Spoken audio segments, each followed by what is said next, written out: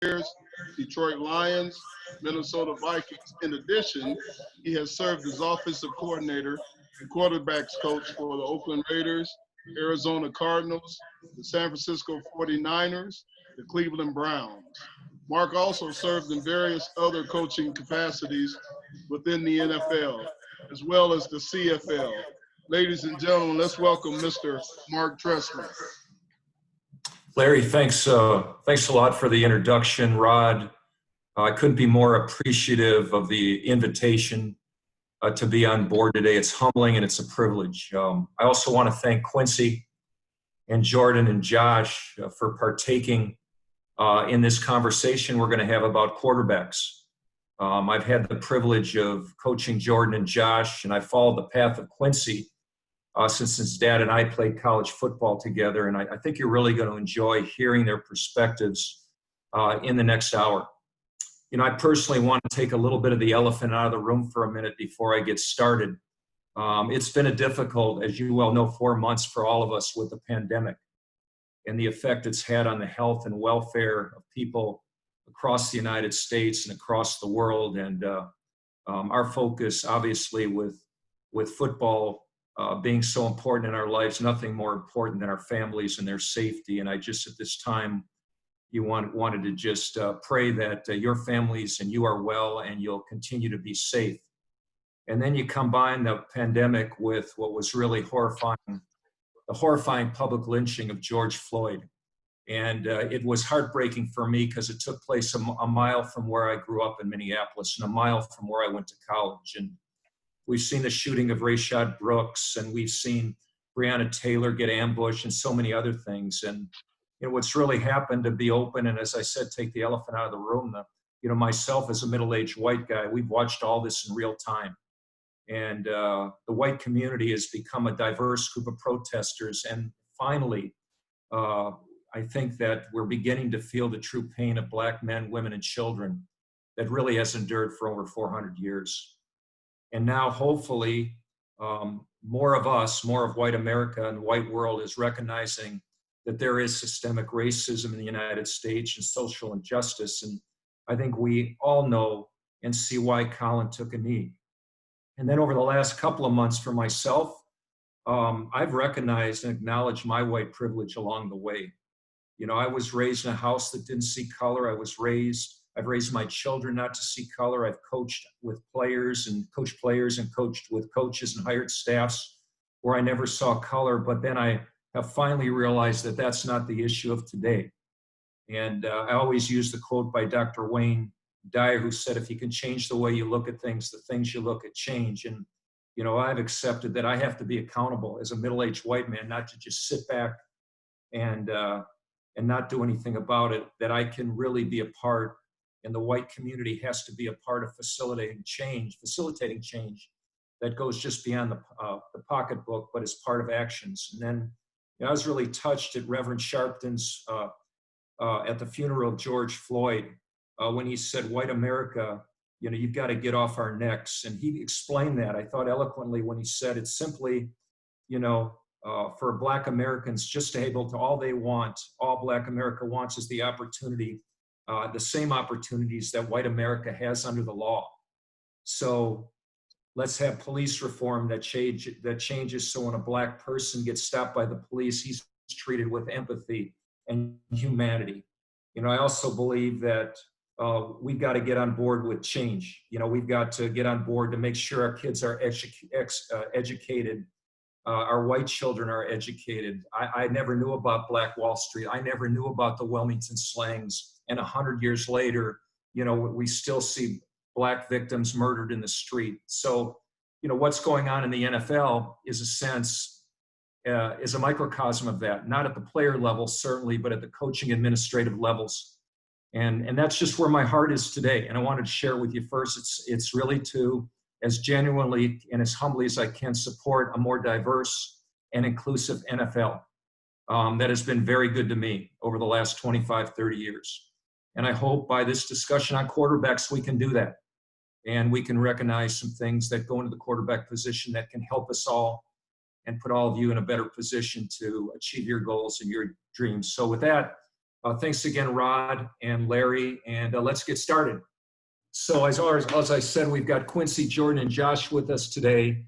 And really my goals are today is to have some fun, with guys on this screen that love the game. I want to share my love and absolute passion for the quarterback position, as I'm sure most of you do, and then some personal thoughts. Because I don't think there's any subject in sports that's more unique and interesting than coaching the quarterback. And obviously, I'm going to take about an hour, and we need 10,000 hours to talk about it. We could take one subject and do a week on. And there's still, even as I sit here after all my years, there's still more to learn, and I'm still learning more each and every day. So what I'd like to do is kind of put you in the mindset that this is the first day of your quarterback orientation. It's the first time you, as the quarterback's coach, however you fit in that meeting room, this is your first opportunity to sit in that meeting room. And obviously with virtual meetings, that changes as well, but let's assume we're in the building and in the room. And I would consider it, as humbly as I can, it's the most important room in sports. It has to come together in that room. And the bottom line in that room is we have to come out of that room and on that game day with the quarterback being in a place where he can play the game with what I would say is a quiet mind, taking all the chaos out and be able to perform play by play, moment by moment, without all the different things that are going on around him. I think we could argue about it, but most of us could agree that the quarterback is probably the most specialized, most dynamic and complex position in all of sports. Let's take golf out of it. It's professional sports' ultimate journey. I think every quarterback is on his own journey, and we can discuss that in a few moments. I don't think there's anything like the quarterback's journey. And I believe coaching the professional quarterback is undoubtedly the greatest job in sports, and it covers so many avenues and has so many layers that are exponential in manner. And at the end of the day, when you're coaching quarterbacks in the NFL, it's probably the most humbling privilege of all, because they are a unique animal, a unique person to be able to play a position that takes so much to succeed. I'll just go back to one of my mentors, Bud Grant. You probably remember him. Some of you are probably too young, but Bud Grant was a Hall of Fame CFL coach, and he's a Hall of Fame NFL coach as well. And he was my first mentor in the National Football League. And I can remember sitting there, and he came by my office, and I said, Bud, can you just help me out a little bit? And what does it take to be a really good coach? And I put 1 and 1 there. It should be 1 and 2, but he gave me 3 things. He said, you need a patient wife, a loyal dog, and a great quarterback. And then Bud paused and he said, but not necessarily in that order. And it's really the case. I mean, for us to succeed as coaches and move forward in our careers, our player, our quarterback, as you guys well know, has to play at a highly efficient level. We all know the skill set's amazing. When we sit down and think about it, it kind of blows our minds. It's a journey like no other. There's aspects, physical aspects, emotional, social, and even spiritual aspects. And a lot of quarterbacks I've coached, the spiritual aspect actually has taken the lead. They know they're supposed to be at that moment when they're supposed to be there, and they feed off that energy. It takes unimaginable time to play the position. You have to have an unwavering passion. You have to persevere. You have to be resilient, tough, and have tremendous tenacity. And it takes incredible humility to understand that it's not about you, that there are so many interconnected factors that go into playing the position. And the more success you have, the more there is a tendency to lose your self-awareness and allow ego to come into play and tell you a story that isn't true, and allows you to forget about things that aren't true, and forget about all the people that helped you to achieve that moment of success in that moment. And then it takes confidence that transcends the locker room. You know, that person, there has to be a feel by the people in every way, the defensive coordinator who drives into work, the city, the building, everyone has to believe that your quarterback gives you hope, gives you a reason to go into work every day, regardless of your job in the building. There's also that uncommon flair for the dramatic, isn't there? And we see some of that here in the guys. And that quarterback with that dramatic flair gives us hope, that intangible that says, if I'll just do my job, if I'll just focus on what I'm doing in the building, whether it's cleaning the floors, whether it's coaching a defensive back, whether it's getting the running back to protect properly, whatever it is, if we'll do our job within the framework of what we do in our building, that quarterback gives us something that not every team has, hope that when the time comes, he'll have that flair for the dramatic to get the job done. And that's a fascinating subject within itself. To think about quarterbacks, there really is no perfect formula, and there's really not an exact science. And we always have to remember the quarterback's the one position in all of sports where the player is completely defenseless and it has to sit there and perform his job and take a bullet, for his team at different times. And you just look at it, most of us, not even myself, remember Johnny Unitas, but he is, the lore of old NFL says he's one of the greatest to ever play the game. He was a free agent. Everybody knows Brady was 199 in the 6th round. Most people know that Kurt Warner was in a grocery store the year before, bagging groceries. And most people don't realize that it took Warren Moon to play in 5 Grey Cups before he got a chance as an undrafted free agent to play in the National Football League, one of the great quarterbacks of all time. Quarterbacks, in my opinion, they're not born. They have to be developed, and they have to be coached. And I don't think there's no jobs that's more crucial to the success of our game from top to bottom is these guys getting coached in a scientific and meticulous fashion and an efficient fashion that will allow him to do their job, and all of that certainly will lead to winning. Phil Simms said it, a Hall of Fame quarterback, one of the toughest to ever play the game. He said before a quarterback can go to heaven, he's got to go to hell. I experienced that with Rich Gannon. He was 34 before he became an MVP. Steve Young didn't even start playing the game till he was 29 years old, and he's in the Hall of Fame. We know the lore of Aaron Rodgers, and you can see it above with Manning right there. A lot of them have endured a lot of pain, have gone through different types of journeys to get to where they are today. It's a must for quarterbacks that when you walk into that room and you talk to your quarterbacks about building this platform, and that's what we're talking about today is when you talk to your quarterbacks in this first meeting, you're setting the stage for what to expect. So your quarterback, he's got to have a relentless, demanding, detailed, and a creative coach. He's got to have that coach if he's going to efficiently maximize the quarterback's learning curve on a daily basis, and that's on and off the field. A quarterback's got to have I would call it a common sense about obsessive appetite for the game. And without a doubt, NFL quarterbacks will have that. He's got to have it for the game and his position, as well as a willingness to put in time to listen, to be as selfless as he possibly can be together with the guys in the room and the coaches in the room. And he's got to be willing to work with his coach and with the quarterbacks in the room to make decisions that I would say are always in the best interest of the team first. I'd like to say we want to be fearless in the room, but we never want to be frivolous. Being frivolous would hurt the team and is not in the best interest of the team. The guys in the room got to truly love the game. And I think I want to be clear with this. Your coach, the coach has to love the science of football. I just don't believe football is a simple game.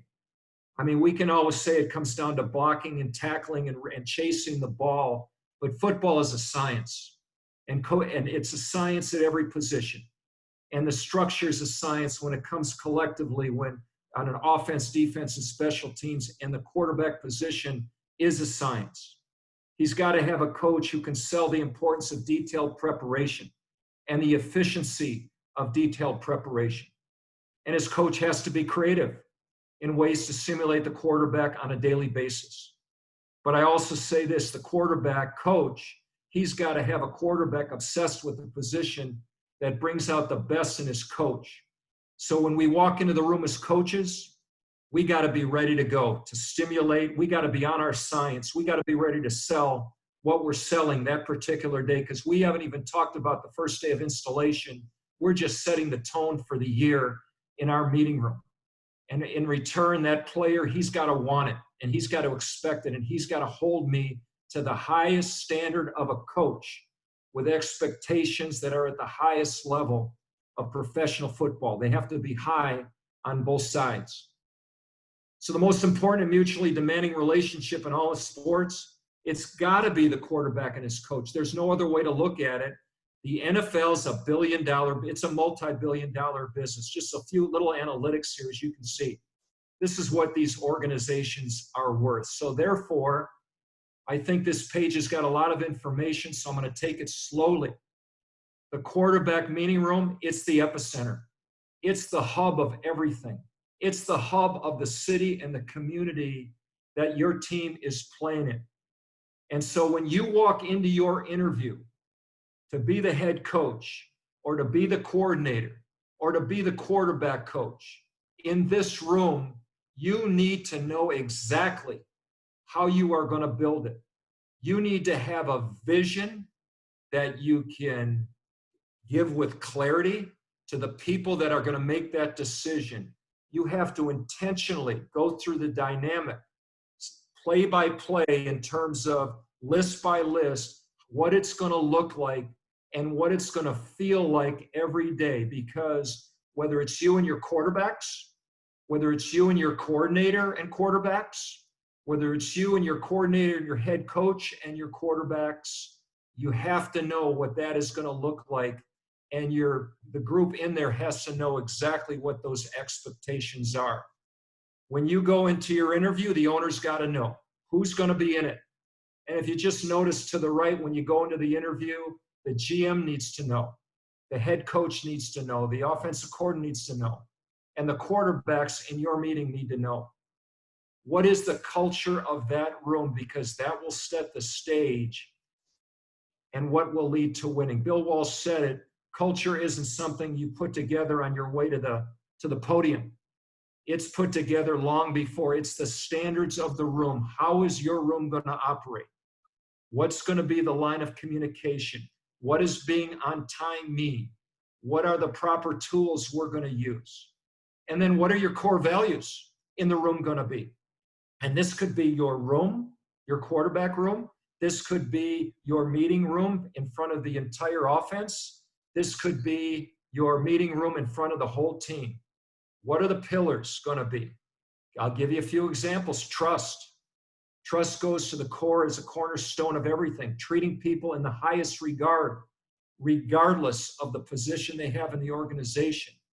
Humility, not being weak, but knowing that you would not be in that position if it wasn't for everybody else that's involved. It's the we over the me. And then joy has come into play in my core values. I got it from Steve Kerr and his Warriors. Joy, being aware of how grateful you must be to be in this position, how grateful you are, and then to be selfless. The only way to reach joy is being aware of being grateful and being selfless in the moment, okay? And you have to do all that before you talk about the drop, read, and the protection. And then what are the mechanisms for building authentic relationships, which are so critical to quarterback development? If they can't trust you, and what does have an authentic relationship really mean? And there's coaches creatively finding different ways to develop them on Zoom and in the meeting room and outside of the meeting room along the way, because it can't be done. This can't be done without having a PhD.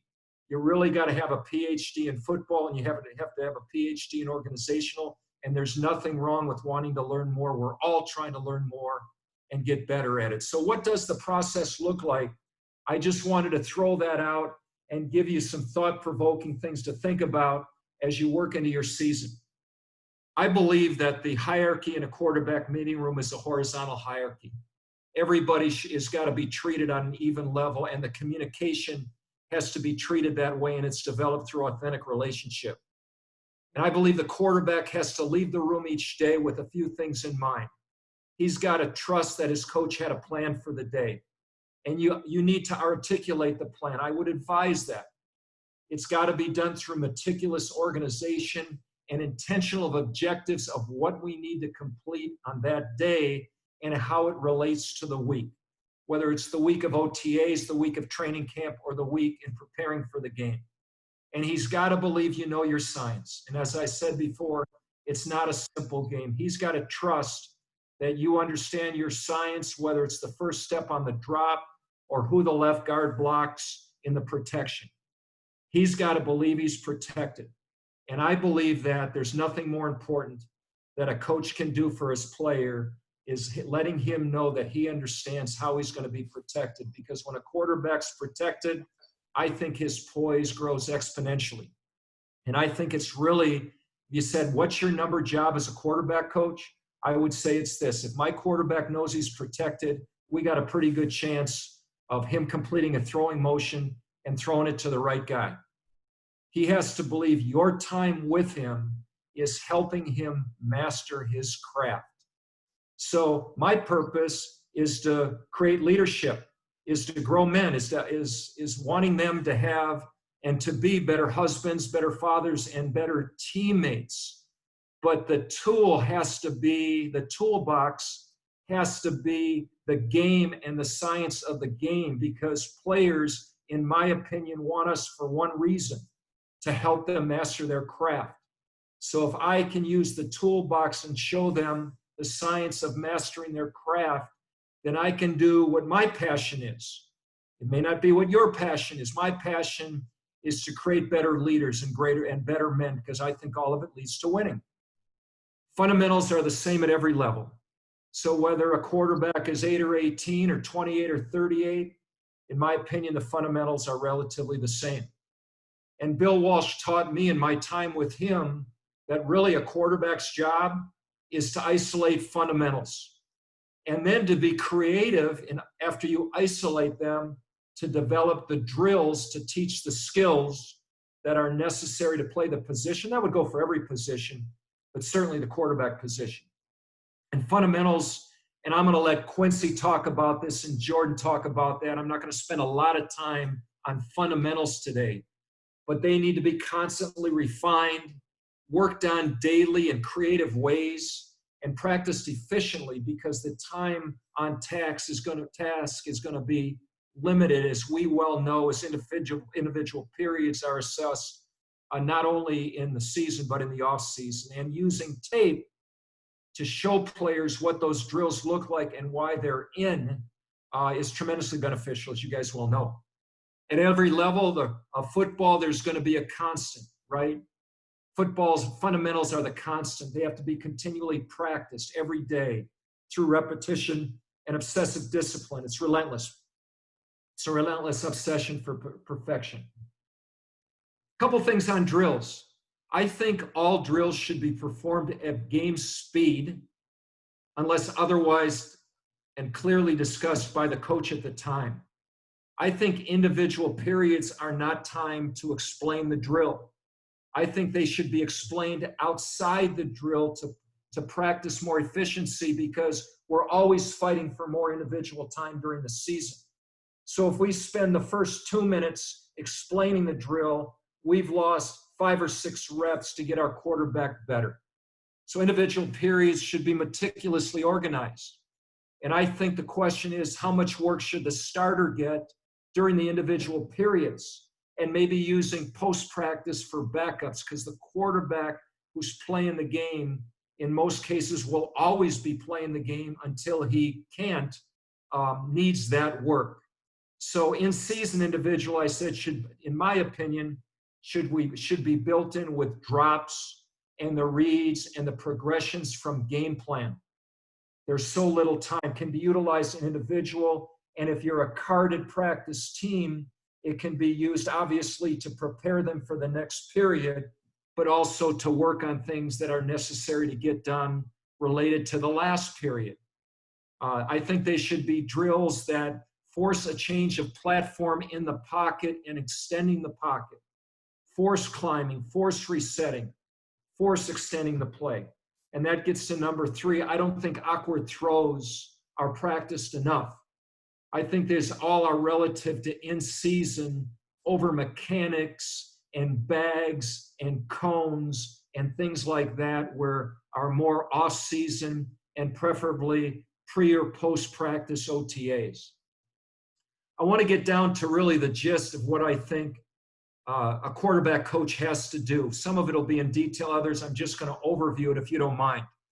But in 1995, I was sitting in the quarterback meeting room, and I was talking to Steve Young and Jeff Brom and Elvis Gerbach, and we were just having a discussion about what a quarterback's job really is. And we went round and round, and you can imagine, and for the interest of time, all the different things that came up. And then Steve said something that kind of became an epiphany for me as a young coach who really didn't know as much as he thought he knew, right? And he said, Mark, the real job of a quarterback is to protect the football. And, that to be the master of the obvious, if the quarterback takes care of the football, your team's going to win. That's why he's paid all that money, right? And it really becomes the essence of the game. And so there's really two things I want to talk about relative to the quarterback and what his job is. But the first is to protect the football. And as a quarterback coach, what I started doing after that was breaking how the quarterback's job of protecting the football broke down. And I broke it down, and it'll seem like the master of the obvious to all of us, to 5 different areas. This is how a quarterback protects the football. He does it in the center quarterback exchange. He does it on the way to the ball carrier. He does it in the confines of the pocket. He does it through the location of the throw. And he does it when he exits the pocket and he's outside the pocket. And as I look back, this is how I really started putting my game plan together for how I was going to coach the quarterback relative to fundamentals. And it started with preparation. And it really became my job as his coach to provide an environment in the classroom and on the field to compartmentalize all these areas of teaching. And so that's what I want to do for you in the next 10 or 15 minutes here, is just break down how a quarterback protects the football in these areas. As I said, some will be very specific, and others, because of time, I'm just going to go over very quickly, as you can imagine. So number one is the quarterback protects the ball during the center quarterback exchange, right? We all know that. And it goes to, he does it through stance and hands. The cadence is a big part of that. His depth in the shotgun becomes critically important. And I've just put in white the blocking scheme, because if the center's reaching a 2 technique, he's going to have to take a step, and that's going to account for elbows being bent and quarterbacks reaching. We all know this. And then where does the ball go first? It's got to be seated in the belt buckle, because we've got a guard pulling, and we don't want the guard hitting the tip of the ball and knocking the ball out. And I prefer to start with new quarterbacks with just reverse engineering it and having the center hand the ball to the quarterback where he would like it centered, and reverse it in slow motion, and make sure that we get it done that way till we speed it up. And of course, we need to work with all centers.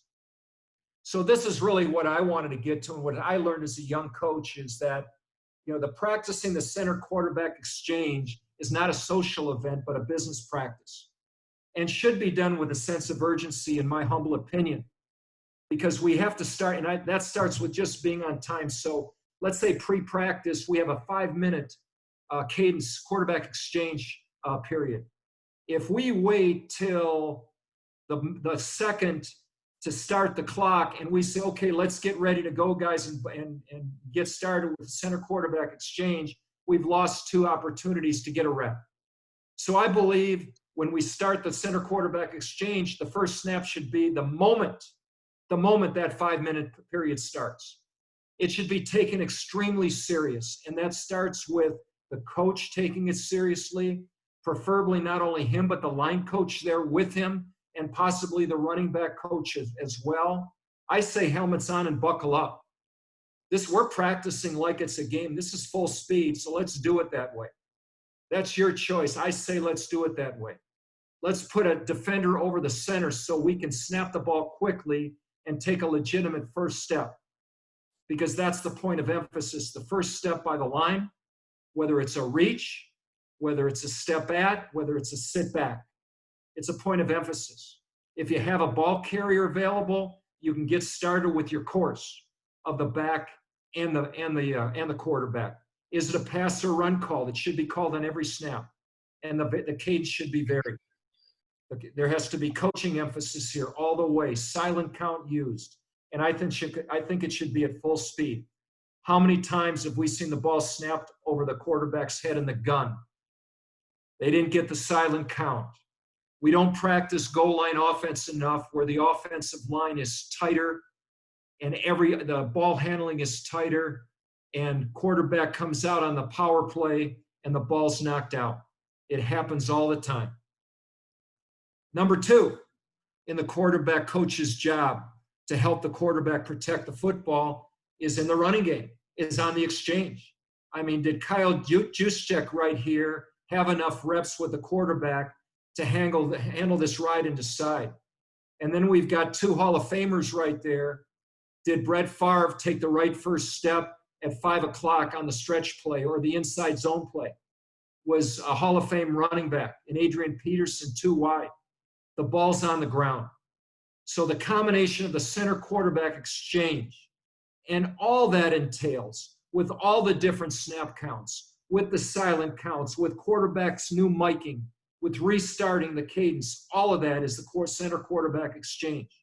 And then on the way to the run game. Can't be overemphasized. So on the way to and through the ball carrier, we know how important the first step is by both the back and the quarterback. We need to know where that location is to maximize the back's ability to get the ball as deep and as quickly as possible. We know that it's the quarterback's responsibility to seat the ball and the ball carrier on the read. And we know this, carrying out a fake is like a block.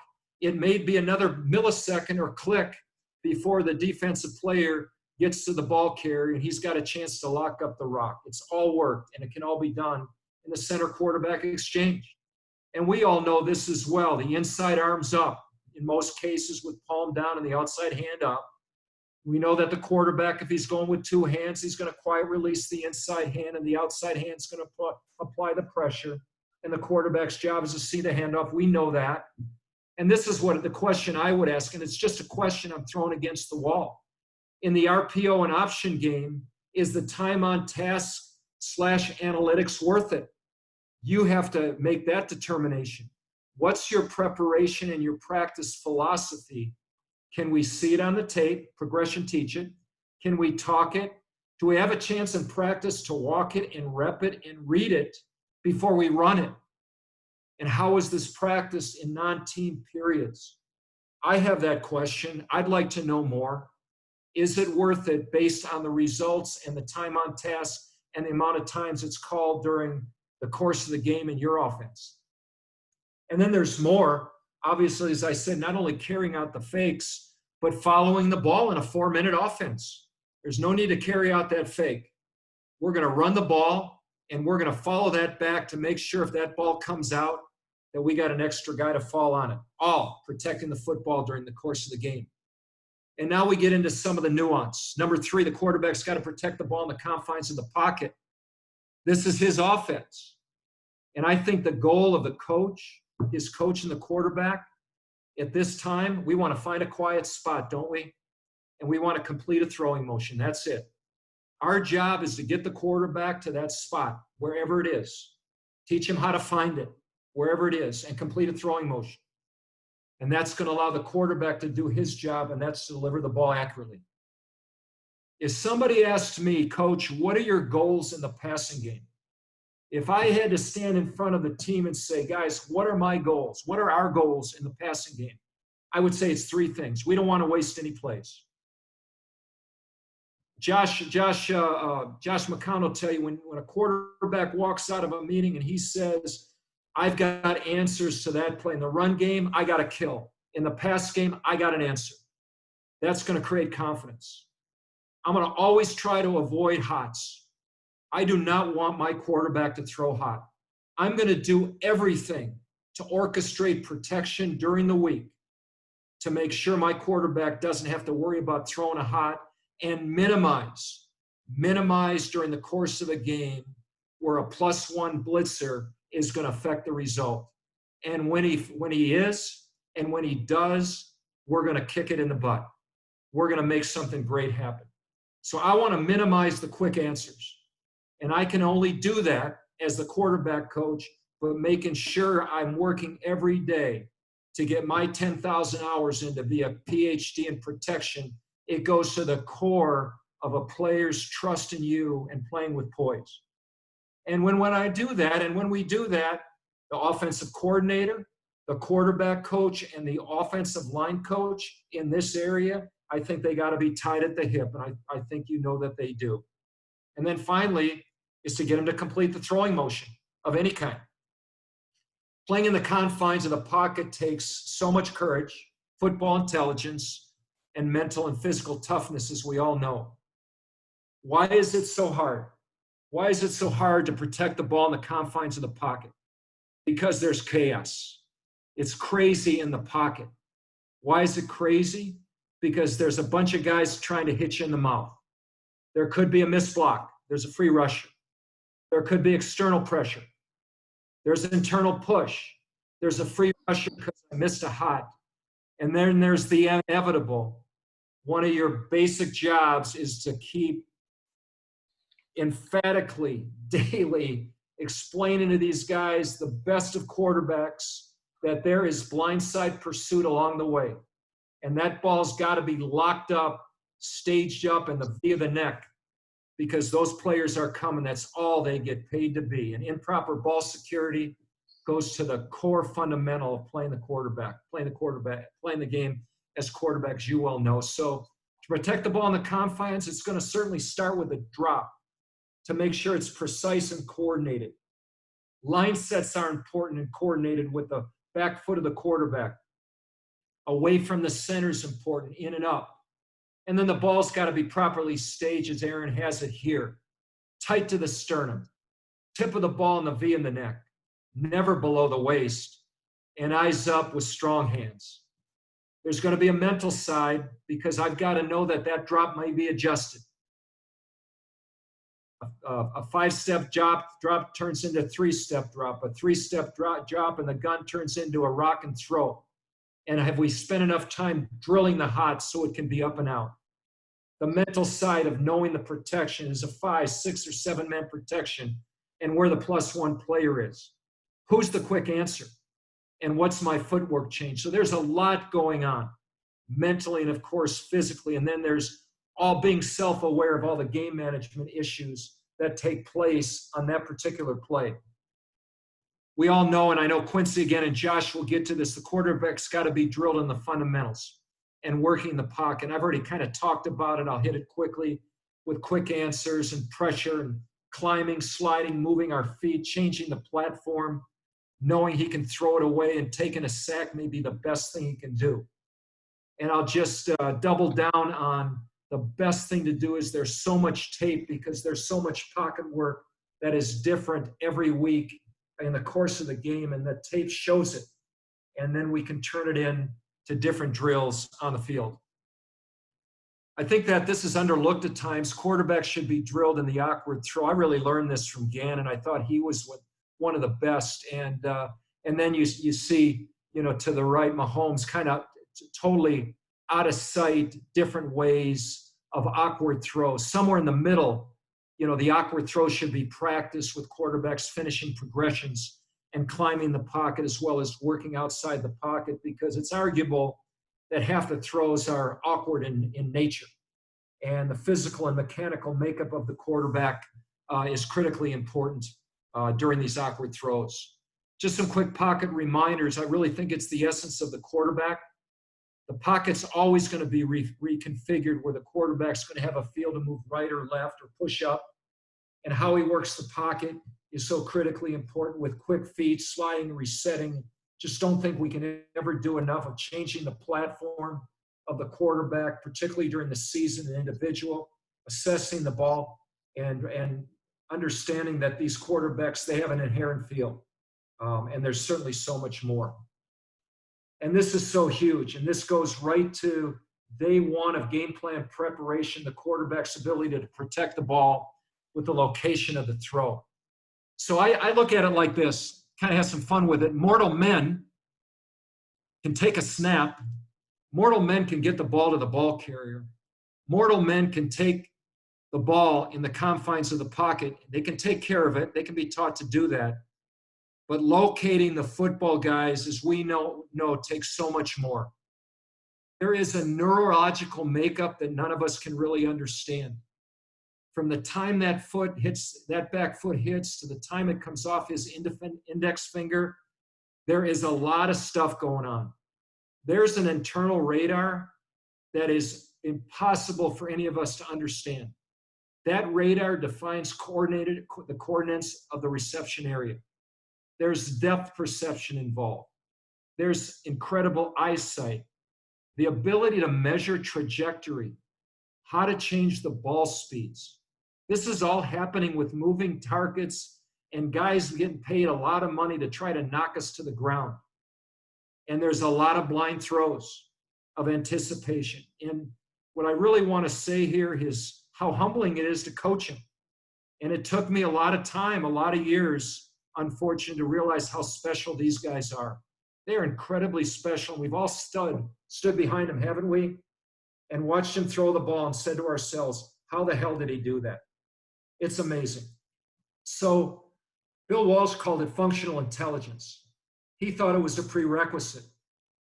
Number one, the ability to use all the skill sets, all the neurological makeup necessary to play the quarterback position. And he would ask the question, can the quarterback function intelligently and athletically at game speed amidst all the chaos and distraction around him? Not just on that play, not just on that day, but 7 days a week, on and off the field, in front of the media, and be able to collect himself and slow it all down and get in the moment to make the right decision in a millisecond. And then, as I call it, really the moment of truth. And this is the thing that really amazes me, because this is the moment of truth right here. This is really how we're graded at doing our job. In my opinion, it's the most beautiful picture in sports when that ball comes out of the index finger, because we know how much work went into this one moment in time. And this really brings together for all of us the interconnection of the work between coach, between player and players in an entire organization that has to come together for this to happen. It takes everybody. So I just want to give you some thoughts on defining location for your quarterback. It's certainly got to be a catchable ball. And I would terms it just safely into the intended receiver's hands, really forcing the defender to have to play through the receiver's body to a moving or stationary target. But for all of us and for our quarterback, we know that's not enough, because we want rack. We want to maximize it. So then there's an accuracy grade. There's a location grade. Yeah, we got the completion. But was it accurate? And I think accuracy is the road to greatness. You know, accuracy, as you all know in the room, that it's the number one quality that defines a quarterback and a great quarterback. A lot of them can get to the right guy, but to do it with precision. So I want to try to define it. Accuracy is defined in the dictionary as the quality of being correct and precise. The coach's definition may look like this: accuracy is location with maximum returns, because it enables the quarterback to play at the highest level. I kind of talk about it, can the quarterback put it on the black of the plate and keep it away from the nearest defender and maximize the play? And as we all know, we've been around these quarterbacks. If it's 6 inches off, we got to let them know, because they know we should let them know that it's not right. They're looking back and they want us to say it wasn't good enough. We know what that 6 inches are. We know where the black of the plate is, and we got to let them know that we know. Bottom line, poor locations can lead to turnovers, obviously. And that's why we're talking about protecting the football. And I just want you to think about accountability when it's poorly located. Just think about that for a minute in the big picture. Was there good communication between you and the other coaches putting the play together? Was the science right? Stand in the quarterback's shoes and ask yourself, is he capable of doing this? Was the protection plan in place to allow location to be accurate? Was the route structure right? With splits, with depths? That goes to play design. Were the players running the routes the right players? Did the player who ran the route that you practiced on third down, Was Edelman out to tie his shoe and the other player who was in the slot run it, and it was the first call, and it wasn't the same guy who practiced the play? Was it presented properly? Did you sell the play? Was it believable that this was the greatest play ever created? And could you back it up with the science? And then it's just your communication between yourself and the quarterback, and that really goes to the read. And maybe Josh McCown can talk about this a little bit, but the read has to be assimilated in the quarterback room. So when you ask your quarterback what he saw, and the quarterback's first words is, "I saw the free safety move to the middle." Ask him, did the read say that? The read just said, take the quickest three, start with the flat, work the flat to the stick with no hitch, reset to the sit over the ball, and finish with the wide. The read didn't say start with the free safety, work into the middle. So get on the same page and make sure we're consistent. Did he get the reps? So we could make him accountable for making an accurate throw. Things to think about: your drill organization. These are just other on-the-field issues that lead to poor location. Was he able to complete a throwing motion? Did you practice the play? Look at number 4, Hart. Was it a new concept or a new play? If it's a new play, it's no big deal because it's the same concept. We just got different guys running it from different formations. We're running out of 11 instead of 21, but it's the same concept. It's the same drop, read, and progression. Or was it a play we used last week that we copied from the other team that we didn't get enough reps to see all the different coverages that we were going to play? You're going to assess the throwing mechanics. I find that looking from the waist down is really a great indicator of where the ball was going to be located properly. Review the read and progression. That's the reason why it's not located. He thought it was man, but it was zone. Why? Was it written on the read sheet? I reinstated that. We talked about that. And was he able to play with a quiet mind? All go into location.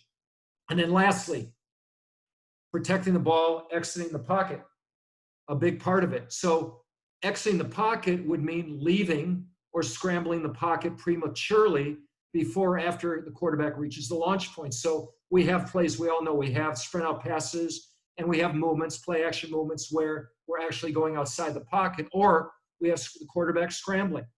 So leaving the pocket can be orchestrated. Scrambling is not orchestrated. It can happen. And it should be practiced as well, whether it's in 7-on-7 or team. Some kind of scramble should be orchestrated as well. And whether it is orchestrated or not, we know the quarterback's got to be drilled at it. Why does the quarterback exit the pocket? Let's just think about that for a second. He does it because of play design. He does it because he finished his read and progression and had no available receiver. So he's attempting to buy time and extend the play, which I think is one of the most redeeming qualities in today's football that a quarterback has to have.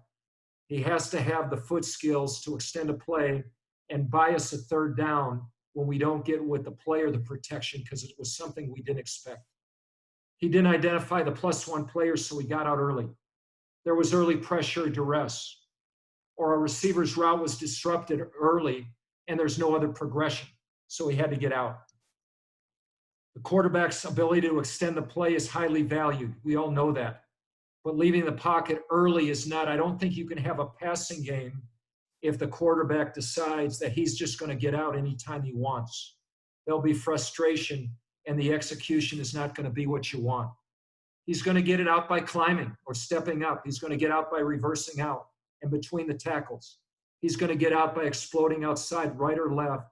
But the ball security, it's got to be assessed and graded, as you can see here. We got to have the ball locked, that ball locked up like Burrows does, and we got to do a better job in Houston, and I know we will. What contributes to turning the ball over when exiting the pocket? Number 1 is going to be the blindside pursuit, as you guys know. There's the emotional stress going on, distress going on, and partially that's ego. The coach, the player loses his mind and says, I can make that play. And he overvalues his ability. And that lacks sound decision-making. There's situational awareness that takes place in the course of the game.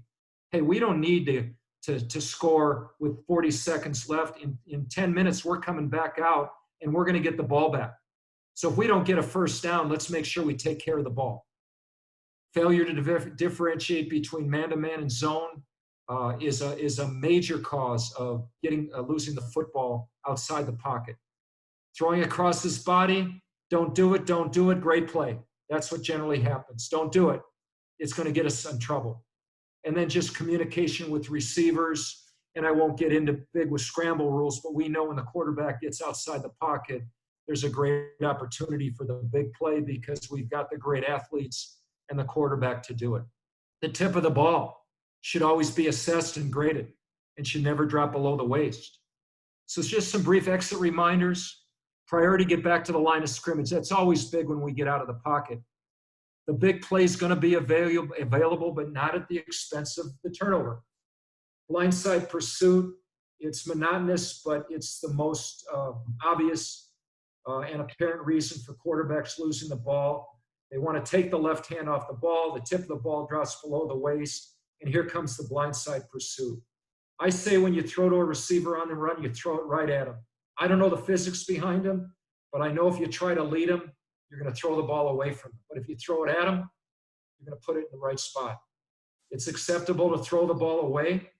You got to take the ego out of it. You got to be aware of situational awareness. And please don't do this. Don't run out of bounds behind the line of scrimmage. You're going to lose the confidence of your line and your line coach. We know that's a sack. I want to briefly hit on what I think is the second job of a quarterback. And I was enlightened a long time ago by Dan Marino when I asked him the question. After a round of golf, I happened to have run into him. And so I asked Dan, and a wide open, gregarious guy said, "What is your job, Dan?" And he was very clear and quick to say, "It's to live for the next play." So if I'm the quarterback on your team and I protect the ball, we're going to win 80% of the games. And if I live for the next play and I'm there to play the game, we're going to win 80% of our games, get to the playoffs, and have a chance to win a championship. I had a chance to run into my friend Jim Zorn over the years, and I found this quote of his. You have to know that when and how to go down. You have to know when and how to go down and have a fervent desire to be in there on the next play. I think that's a great reference point for any quarterback. College is different. You got to earn the respect of the coaches each and every day, but in the NFL, you got to live for the next play. Why must a quarterback live for the next play? Because he gives his team hope. He's defenseless, and they want him down. He flies the plane. There's no autopilot. And just a couple thoughts on how to live for the next play. Throw it away, okay? Take the ego out of it. I want to recommend this book. I think it's one of the real good books in a real good time. Ego is the enemy. I recommend every coach in the room looks at it. I recommend it to anybody who listen. And I'll just take one quote out of it. What is rare is not raw talent, high intellect, skill, and confidence, but humility, diligence, and self-awareness. Throwing the ball away is being self-aware and is living for the next play and taking a sack. But also, and I just pulled this out of an article that I read a few years ago. Who's teaching these NFL quarterbacks to slide anyway? Ryan Fitzpatrick and Geno Smith, they were both injured last week when they failed to slide after runs. And Eli Manning says he's never practiced the maneuver. What's going on? Something to think about, okay? Make sure if you want to live for the next play, you run completely out of bounds and don't slow down prior to running out of bounds. We all know that. And then sometimes, as you guys well know, we got to let a quarterback do what he's got to do. When he's exiting the pocket, sometimes he's just got to make the play, and we got to hold our breath and let him do it. Just in grading the quarterback, just a couple of thoughts when exiting the pocket. You know, a quarterback should get a minus if there's no pressure. He should get a minus when he's not finished the passing progression and there's plenty of space in the pocket to throw it. And we had a subjective reason when the receivers are about to come open, and timing and anticipation should be included. You have your own way of grading the quarterback. Obviously, some very normal ways are ball security, number one, their read, their drop, their progression, proper decision. And I would grade them on location and accuracy. And every play should have a plus, minus, or no grade. A reminder that what should give a quarterback a minus is an open receiver and he completed a throwing motion and didn't complete it. Or the ball is caught, but it's not in a quarterback's preferred location. A minuses should prevail. So this is what I put it on the tip sheets with our quarterbacks, and I always have. And I think this is what a quarterback should think about, and his coach should think about when they walk off the practice field each and every day. There's only one question that needs to be asked. Do my coaches and teammates trust me? And that means trust me with the football. Did I take care of the football? And if they do, as you guys know, in the end, they always get the girl. That's always a given. And we got some quarterbacks that are going to speak today that got the girl as well, as I well know. And then over the next few weeks, if I could, I just want to digress and close here in the next 5 minutes. We got some time on our hands as coaches as we get ready for a hopeful preseason. And just some thoughts from the heart, find some quiet time, get interview materials ready because there's no time after the season to do it. You can really focus on you and your career because once you get started, your focus should be on doing the best job you can possibly do in that moment at the position that you coach. But it's really eye-opening to me to just spend a little time and think about your purpose if you haven't. Today's language is kind of, why do I exist? Why do I do what I do? So why do I coach? I spent a lot of time 10 years ago thinking about what I wanted my players, to feel like. What did it feel like to be coached by me? What was I looking for empathetically? What were my goals? Okay. And this wasn't about the science. This is what it felt like. Where was their heart when they walked into the meeting room? And then whatever success meant, how do you define success? Is it John Wooden's definition of success to be the best you can be at the time? And know that there's always an opportunity to get better. And then I would take a look at core values, title over core values. What are my values? I talked about some of mine: trust and respect and humility and finding joy in the moment with the players. And then really, what do you want your locker room and meeting room to look like? There's rules, which are do's and don'ts, which are going to be really hard for millennials to learn. And then you can go back to the late 80s and 90s when Bill Walsh talked about standards, what it was going to look like. How are we going to dress? Where are we going to have our chin straps buckled when we started walkthroughs? Everything had a reason and a how. And those things led to the podium and to, the things that the 49ers succeeded in. I also think it's really a good idea, and I didn't know what a mission statement was 15 years ago. And I think having a mission statement and knowing what your purpose and what your service is critically important. So I'm going to take a moment just to share mine with you today, and I hope it resonates and it creates some thought for you. And the beauty of this mission statement for me was it was applicable to each and every day and each and every play in practice and each and every play in each and every week of each and every game of each and every season. And the first was I was always going to embrace adversity. Because as we know, during the course of a football season, adversity is inevitable. And we also know football is a zero-sum game. Somebody on either side of the ball wins or loses on every play. And because we have adversity and success, but adversity in this case, we're allowed to find out so much more about ourselves and grow to be the best version of ourselves that we can be. It was to stay humble in success. Because with success, the ego is going to show itself. And it's dangerous.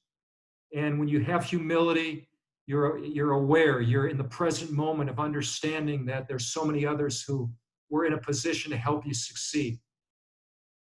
Humility, there's the creation of lack of self-awareness, and through ego, we lose touch with reality. There's delusions of entitlement, of control, and of paranoia that go on, and we know that. And guys in leadership positions know that. And then lastly, and really most importantly, that's changed my life forever, is to have a heartfelt passion to selflessly serve. To serve others, never asking or expecting anything in return. And what I found is no matter what you do, no matter how many championships that you have, no matter how many accolades that you get along the way, servant leadership is the only road to fulfillment. And I strongly, from the heart, hope you'll think about some of these things and develop your own, because you only know your path and you only see the vision of what you want to be. And then finally, I want to just tell you a short story. This is Brian Greene. He's a quantum physicist. He's probably the rock star of quantum physics and string theory. He's a professor at Columbia University, and he's the man. And he's wrote a number of books on quantum physics. And I read this book. I mean, I tried to read this book. And what this book was all about, the bottom line was, for 16.8 billion years, everything that happens is interconnected.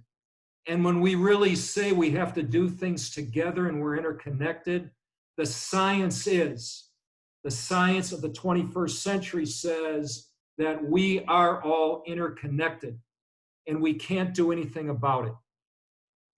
I want to transition to Martin Luther King, who I became aware of at a very young age only because his birthday and mine were on the same date.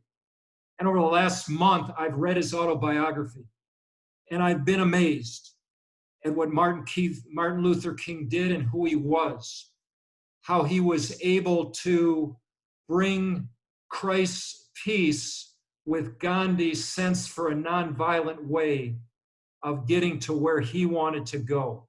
I also didn't realize what a scholar he was and how well read he was and how well taught he was and what he did in the 50s and 60s to make our world a better place. And I'm sharing that with you because I'm sharing this book with every white person that I know, because I think it goes to the core of the pain that Black America, Black children and mothers and fathers and husbands are going through today.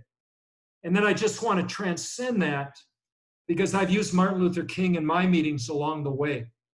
Because Martin Luther King wasn't a quantum physicist and he wasn't a scientist.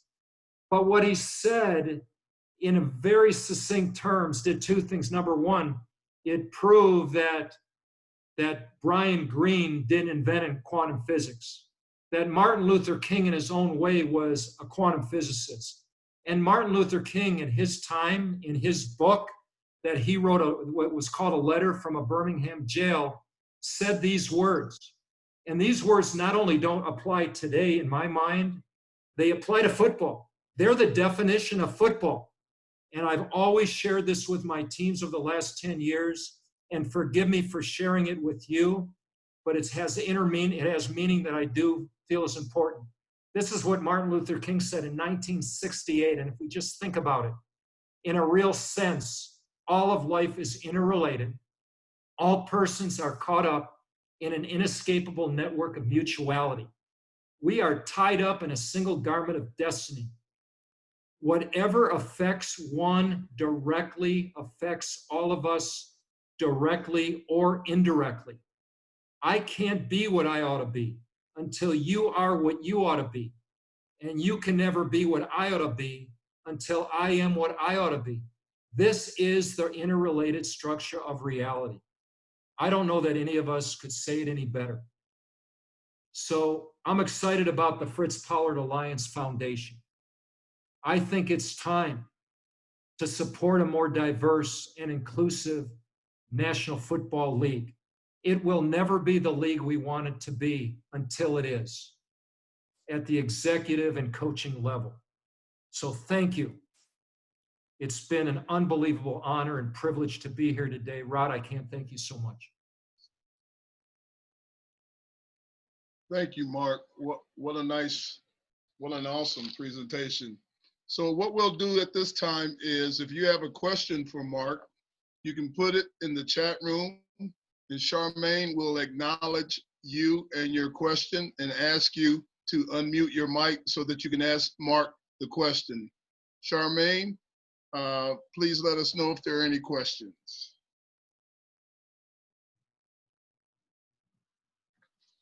There are no questions. No questions? Okay, so what we'll do, you see one? No, not yet. Okay, Oh, so yes, what we'll there's do is, one. okay. Cedric, would you unmute your mic and ask your question, please? Hi, I want to ask Mark, what are your three most important traits when evaluating a quarterback? That's a hard one. I think that I think you got to look at his body of work when we're evaluating him. His body of work, accuracy. Physically, accuracy is critically important. As I said, I think extending a play, being able to extend the play, becomes a critically important in modern day football. There's quarterbacks who do it marginally, and we know who they are, and they've been able to do it very, very successfully. But I think it's harder. It's harder on the coach. When he can't say before a game, don't forget to use your feet today. Don't forget, if you can get us one first down today, that's going to be awesome. There's a few quarterbacks left who you really don't say that to, and we certainly know who they are, and they can get the job done, and they've gotten it done with their feet as well, but not as many times or as frequently. I think those are some to consider. There's so many more. I think those are some. I think it's very hard to teach accuracy, at the professional level. I think if a player comes in and we can have validity, tape validity on accuracy and extensibility of plays and football intelligence and the ability to transcend a locker room, which is so critically important. I think those are a few that initially come to mind, Cedric. Thanks for the question. Thank you.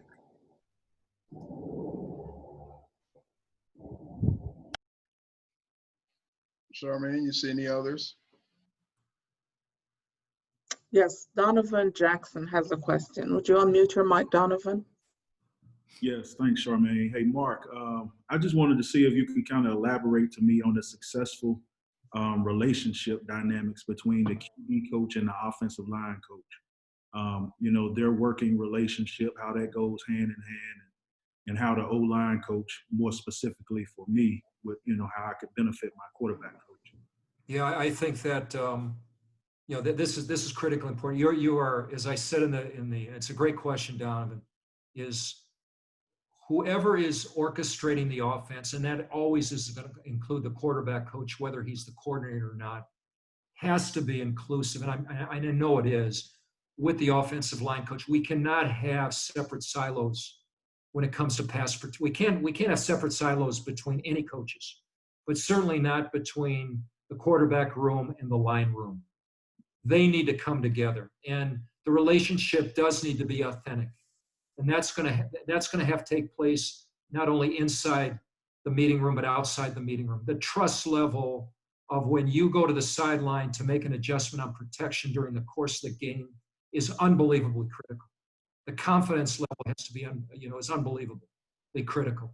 The relationship with the quarterback and his center, obviously, dependent on the way, plays are called and protection is called, is obviously significant. So it just can't be the science. There has to be more than that. And, trust is developed through relationships on all levels, on multiple levels, and all layers.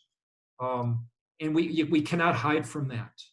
If there's an insecurity there of any kind, it's just one other layer, dysfunction to overcome. And we all know there's dysfunctions along the way that go on within every team. Every team teams that win championships and teams that are struggling. We got to try to eliminate those dysfunctions, and the functionality that is most important is our quarterback protected, and it has to be decisive, and that can only happen, through the quarterback and the coaches that surround him, and the relationship and communication that the quarterback has with his center and his offensive line. Yes, sir. Thanks, Mark. I appreciate that. Donovan, thank you. Yes, we have another question from Eric Studeville. Yes, hi, Mark. How are you? Hi, Eric. I First should be of all- asking you the questions. First of all, fantastic job. Really a great job in talking through everything and giving us that information. Appreciate your time and effort. Thank you. Question I have for you is this. Obviously, with the importance of the position and everything that goes into that position, what do you feel are a couple points in dealing with different personalities of the players, a quiet guy, a guy who's not vocal. Obviously, you want somebody that's kind of a outgoing, upfront, take charge sort of person. What about that player who's a talented quarterback who doesn't have that skill set? How do you develop that to be a leader? Yeah, I think that I would start, and I know this sounds a little bit backward, I would start with the lack of being judgmental on how you think he should be. Because in my experience, they come in all kinds. I mean, I know that probably our group here isn't aware of an Anthony Calvillo or Ricky Ray. They're probably the quarterbacks to ever play the game that nobody knows. You know, that if they would have been in the right meeting room at the right time, would have been Hall of Fame NFL players. And remarkably, both of them were very stoic, were very quiet. Like, we think they can't transcend the locker room if their personality isn't like the guy we just coached did, or this guy is. You know, I think it starts with our relationship and asking the right questions. How do you see yourself? You know, but not trying to make them somebody they're not. And digging deep enough to allow them to evolve and transform, right? But if they think you're trying to change them and you don't even know them yet, and you can't go play a round of golf and have fun with them, or go sit at the bar, and I'm not saying we socialize with our players. You know what I'm saying is that we can't get outside of the meeting room and get away from football, or just go to the house and visit the family, you know, and sit on the floor with the kids for a little bit and then go into their study and, you know, talk about some things that are important. But just, I think what I'm hearing, Eric, and you've been doing this a long time, so you've seen it, I think this contrast, I think, will help you see it a different way. Is like, why do we have to make him like this guy? This guy's accurate. He does everything we ask. He freaking loves the game. He's got high expectations of me. I better be ready today when I go into this meeting, because if I don't give it to him right, I'm going to lose his trust. I got a big standard here. And you know what? He's doing everything I'm asking him to do. Let's start there.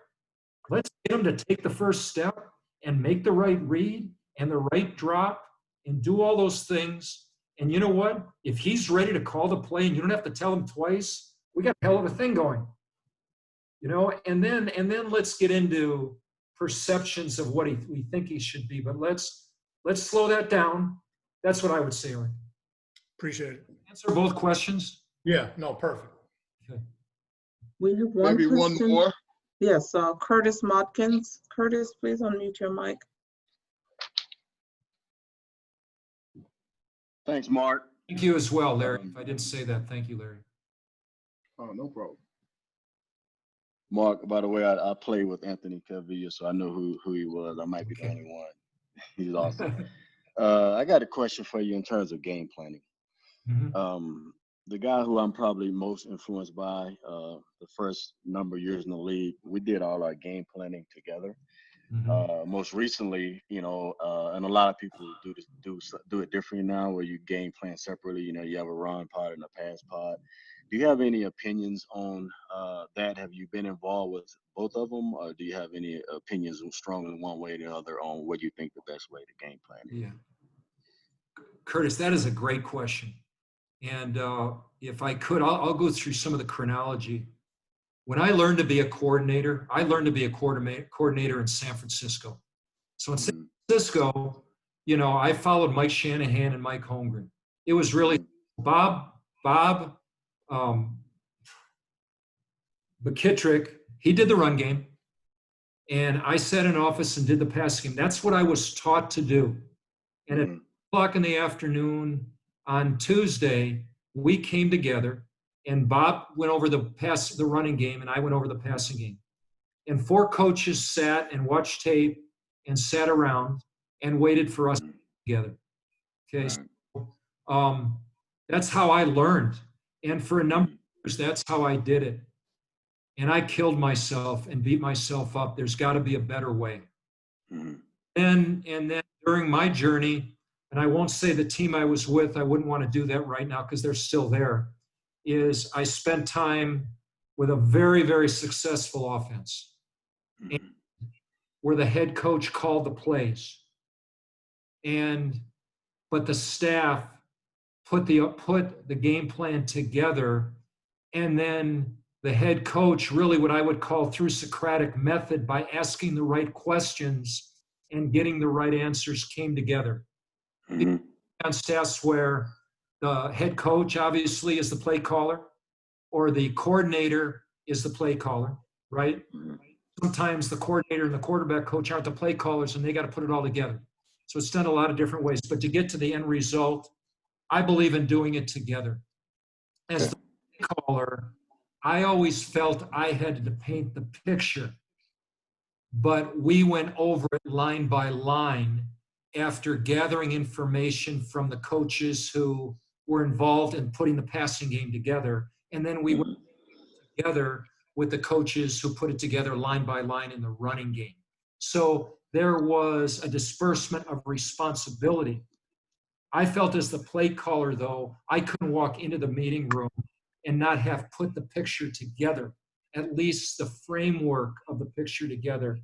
But then I was extremely inclusive. I don't know how I did it that way, but that's how I was taught. But I enjoyed so much more and learned so much more by the level of discussion that went into putting game plans together where everybody had what I would call a feel or a genuine understanding and a sense of accountability that this was their game plan. They had a hand, they had a buy-in into it because we got a bunch of plays. And if you don't think it's going to work, let's get it out. Plenty of good plays. Let's all be in on it. So when we do have those moments where we go into our silos, we're in 100% sell of this. We know exactly how it's going to work. Together it's always better to do it together. That's my thought. Okay. All right. Thanks, Mark. Yeah, you bet. Great question. Once again, thank you, Mark. Good seeing you again, my friend. And we're going to move on to the next presenter, Mr. Quincy Avery. He is the president of the Quarterback Takeover. Quincy Avery trains and develops the many skills of quarterbacks, delivering results using customized training sessions. Quincy is one of the nation's leading quarterback trainers, and his accomplishments include founding the Quarterback Flight School and the Quincy Avery Quarterback Academy, as well as becoming a member of the Elite 11 and New York Jets coaching staffs. He's recognized as one of the sport's leading quarterback consultants and coaches by program in the university and the professional levels. Ladies and gentlemen, Mr. Quincy Avery. Hey, gentlemen, how you guys doing today? I want to get started. I'm trying to share my screen for you guys. Let me get that done real quick.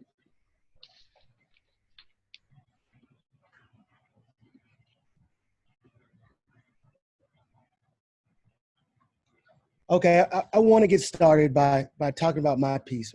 I'm focused on quarterback development in the same way that Coach Trestman talked about protecting the football. That's what I base the training platform that I use on is being able to protect the football so that we can win games and be successful. That quarterback protecting the football, this is a process-driven operation. The goal of this for me is in terms of developing quarterbacks is to triangulate on three components of the quarterback. We like to start with the mental process. You also want to focus on the skill development, and we want to help our quarterbacks earn their own confidence. As we talk about confidence, it's very important that these guys hit the field and they have the ability to be confident in everything that we went through during the week, during the off season, so that they can perform on Sundays at the highest level.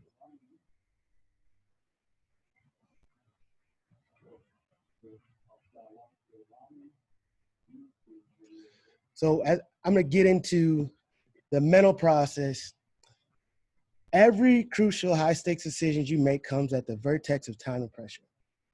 As a quarterback, we have to make between 67 and 84 decisions like this per game. When you only have tenths of a seconds to make these decisions and all of the game is riding on you, it is imperative that we have laser sharp focus and the ability to see the game 5 steps ahead. So when we talk about creating a process, we have to build efficiency so that we can eliminate the blunders. So when I say that, every quarterback needs a process, not only in between during each play, from play to play. He's also going to need that process from series to series, and then they're going to have that process from game week to game week. So our job, it is critical that we help each of our guys create a process. We can think about that as we come to the line of scrimmage, whether the first thing that we do is get the play from the coach in our headset. We work from there, providing the information to our team or the guys in the huddle. Then we address the line of scrimmage. We identify the front. Then we move forward from there to the linebackers and the safety rotation. So now that we have all this information, we are not going to get hit with silly blunders. Oftentimes when quarterbacks miss things like hots or decisions that we went through during the week, it's because we did not provide them with a clear mental process to create the efficiency that we need and to eliminate the blunders that happen from game to game. So if we can eliminate those things, those simple mistakes that happen week in and week out, and just make fewer of those each game, we put our guys in a much better position for them to truly be successful, and then to put our teams in a position to win week in and week out. The next thing that we have to do in terms of creating a process is having a very, very high level of understanding exactly what we do. The quarterbacks we find successful on Sundays are the quarterbacks who know inside and out exactly what we're going to do going into that game week. So it is imperative as us, as coaching staffs in the quarterback room, we have to provide our quarterbacks with every bit of information that may be helpful for them. And we also have to eliminate the clutter that we can find ourselves giving them during the week, so that they aren't hearing a bunch of things that are convoluted messages or not necessarily consistent with exactly what they need to know, so that they can approach the line of scrimmage with a very clear understanding of exactly what we as a coaching staff want them to do, and then they have the answers to. And when we talk about having the answers to, that dives directly into understanding what they do. So in the off season, what that would look like is understanding each of the defenses, just in terms of base principles between cover 4, cover 3, match, cover 2, all those different things, and diving into those things in the off season, so that we have a great understanding of exactly what defenses are trying to do to us. And then as we start working into the week, we have to get very, very detailed in exactly what we're looking for from this team, the tip sheet that we provide them each week in terms of what they're doing in this situation, this front dictates this, and how we can be aware about individual players who may cause us problems. So this mental process is key and imperative in terms of us as quarterbacks being successful, and us as quarterback coaches providing them with the information that they need to be successful and to eliminate all the unnecessary thinking that happens throughout the time that we're approaching the line of scrimmage and we're going to make a play.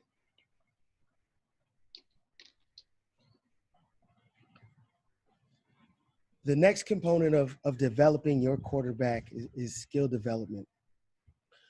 We ask quarterbacks to do the most difficult task in all of team sports each and every week, which is throwing from the pocket, completing passes downfield while there's 300-pound men trying to injure us play after play. Now, the only way that they can be consistent at doing that is if we give them the skills to be efficient and not only understanding the game, but their physical movements. Now, every quarterback that you have will have a different way to throw the ball, different ways that they move, and different understanding of the game. But it's on us to provide each of those guys within our individual periods and our off-season planning with the most efficient way for themselves to be successful as a quarterback. And when I say efficient, there's guys with different bases, different arm angles, and they move differently in terms of rotation, right? And those are the key components of being a successful thrower of the football. Now we have to help them develop so they can be consistent. And that's really the key task of us as quarterback coaches in terms of the skill development so that they can be consistent, is that their base and fundamentals are consistent in that way. So when I talk about that, I want to go into the 3 throws that they're going to make each week, right? They have to be consistent, and they have to be able to make every throw throughout the game. And those throws will be throwing the football with limited trajectory, right? This ball's got to be on a line. You're driving it to a target, whether that's a slant, a hitch, or you're throwing a comeback, but a ball where you have to throw it with energy. You have to finish it strong, and you should allow a receiver to catch an accurate ball so that they can throw on the move. Then we'll talk about the up and down balls where you may have a defender between you and the receiver, and you got to get the ball layered over the defender and to the receiver before a safety or another secondary defender can make a play. And then the third throw is a big touch throw. You'll see these things on like a fade or an outside go ball, but those throws where you have to judge the receiver's pace and angle, and you have to make a throw that allows him to catch it and continue to move. So each of these throws happen at different periods of time, and you have to allow guys the ability to first do these throws in a system where it's like a stationary receiver, but they know exactly which throw they're going to make each time you take them through a drill. And then after you understand that and they can make all the throws that could come up in a situation where you're throwing a route, then you have to vary it and make them adjust and react and throw a different throw based on the coverage or the receiver that you have down the field. So first you want to do these things in a stable environment where they know exactly what they're doing, and then you want to move forward from there and randomize it so that they're reacting in the same way they would in a game to make these throws. Now we understand the 3 types of throws. Now I'm going to talk about the situational throws. So I break down the training for the quarterbacks in terms of what type of throws it is. Quarterback's very, very difficult. It's very complicated, so we want to make it as simple as possible when we're talking about the skill development. The throws that we make are we throw on rhythm, we throw off a hitch, we throw with subtle movements, then we throw with evasive movements, and then we can throw on the move. We can throw on the move whether it's a design sprint out or play action, or the defenders cause us to scramble and evade the pocket. But each of these throws are essential to being successful. And we have to put them in situations throughout our drill period that allow them to do each of these things. And I know many times coaches want to do things in a way that's very, very structured. But we have to understand that the way the game is going and the way the game is played, that oftentimes we're playing off schedule. So yes, we do throw on rhythm and we do throw off a hitch, but we have to spend a lot of time throwing with subtle movements and evasive movements. And when I talk about these movements, it's all about how can I maintain my base. So as I do subtle movements, it's things like bag drills where I'm shuffling and I'm moving from place to place, but my base is maintained and it stays consistent throughout the whole period of time. The next thing is evasive movements. We spend a lot of time as quarterback coaches talking about exactly how we should move. Hey, if we're in the pocket, we need to move just like this. Maybe it's a back foot first movement or this or that. But we have to allow these guys to be athletes because the things that we see on tape are not necessarily congruent about telling guys exactly how to move. We need to allow them to move in ways that feel comfortable so that they can be back on base and on balance as quickly as possible so they can get in a position where they can throw the ball quickly down the field to the receiver. And those evasive moves are situations when you have a defender in your face. You have to create space or move off a spot, and we aren't allowed to do that with a shuffle or a kickback. We have to really, truly get off the spot. And then the last thing is the ability to throw on the move. So whether that is a play action pass, we're doing a sprint out, or we've called it a situation where things down the field broke down and we have to evade the pocket or climb in the pocket and make a throw. all these throws where I don't have a great base, but I'm moving, those are throws that we also have to work on. Is we cut on the film each and every Sunday or Monday when we get ready to review. These throws come up time and time again, and it is imperative on us to allow the quarterbacks to know that they can do these things because we put them in those situations during the game. It's great to tell them we're going to do everything on hitch or through a progression, but it's just not the case the way the game is played today. Now we're going to move on to earning your confidence. Now I say this because we can have all the other components of being a great quarterback. We can understand exactly what it is that our coach is trying to portray to us or that he wants us to do so that we can do that each and every week. We can have all the skills and talent. And I know many of us have coached guys with freakish ability, and they even know exactly what it is that we want them to understand, but they haven't earned the confidence so they can go out there and play freely. And it is on us as a quarterback coaches, the men in that room, to provide them with the ability to have that confidence. So we must create difficult situations that allow our quarterbacks to thrive both during practice and during the work week. We oftentimes draw up the perfect look when we're scheming up a play during practice to give that guy that confidence. That is great.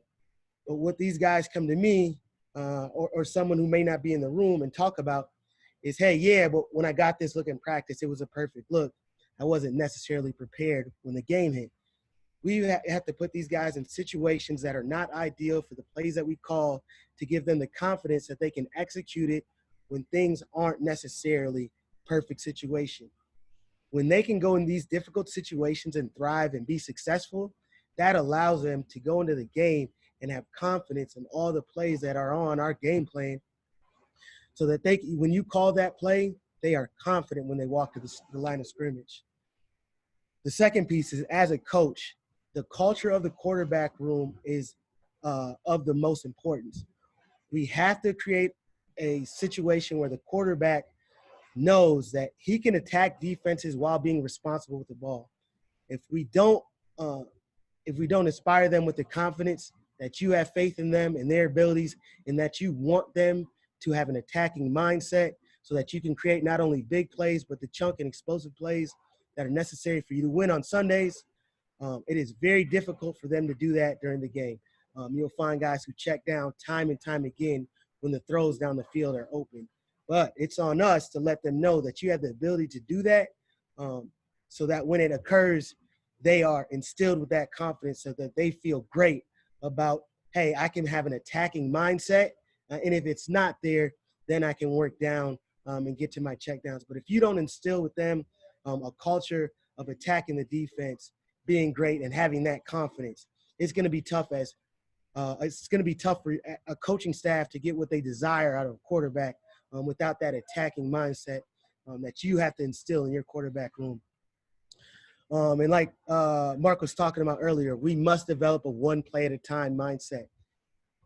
To me, that means a one play at a time, getting to the next play, but also when we have setbacks, when we throw an interception, when we botch a protection, we've got to quickly be able to move on from that mistake to the next play. And I say that because we started this talk about protecting the football.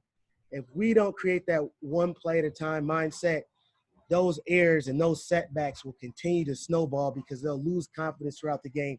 So whether it is a good play or whether it is a bad play, they have the confidence needed and necessary so that they can do the task that we have commanded them with.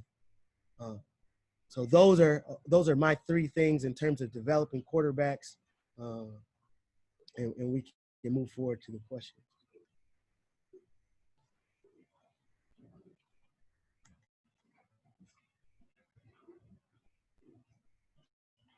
I think you may be muted.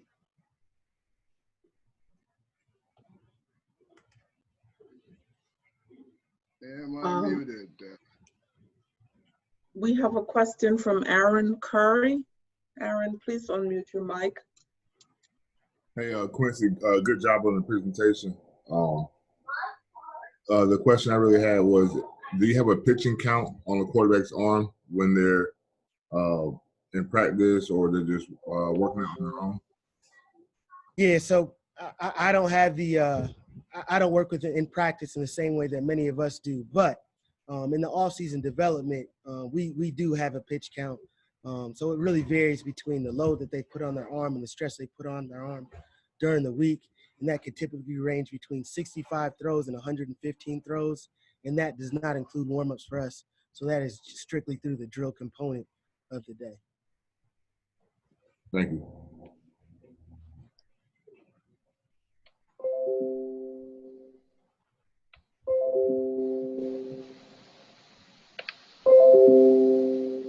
Charmaine? No other questions, Larry. Okay, am I unmuted? Can you hear me? Yes, I can hear you. Okay. Okay, next we'll move on to our third presenter, Mr. Jordan Palmer. He's the founder of the Quarterback Summit. Jordan Palmer is a former NFL quarterback and an Elite 11 coach, and the founder of the Quarterback Summit, a program that helps quarterbacks reach their potential. He was drafted out of UTEP by the team in Washington. He has played for the Cincinnati Bengals, Jacksonville Jaguars, Chicago Bears, Buffalo Bills, and Tennessee Titans. He has also played for the Arizona Rattlers and the Sacramento Mountain Lions of the Arena Football League. Let us welcome Mr. Jordan Palmer. How you guys doing? Can everybody hear me okay? Yes. Somebody weigh in. Yeah, perfect.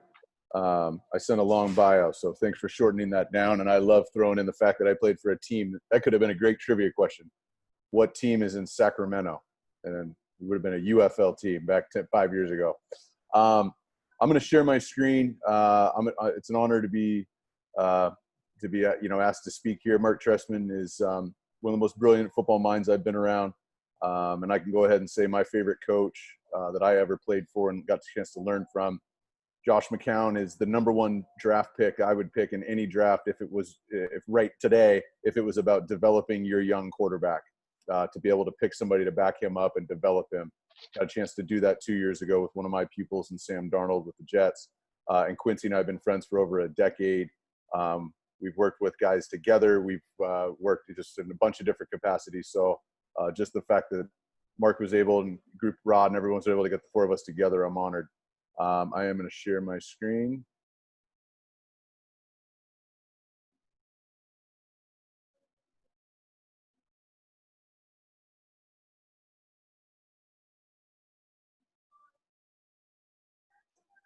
All right. Do we have that? You guys see that, guiding the professional QB? Somebody's got that? Cool. Yes, it's there. Great. So, Yes. so here's my perspective on this. I am not the thought leader or the foremost expert on mechanics or on X's and O's. I don't think I'm really the best at anything. I really honestly believe that I'm just helping guide people on their journey, guiding these quarterbacks on their journey.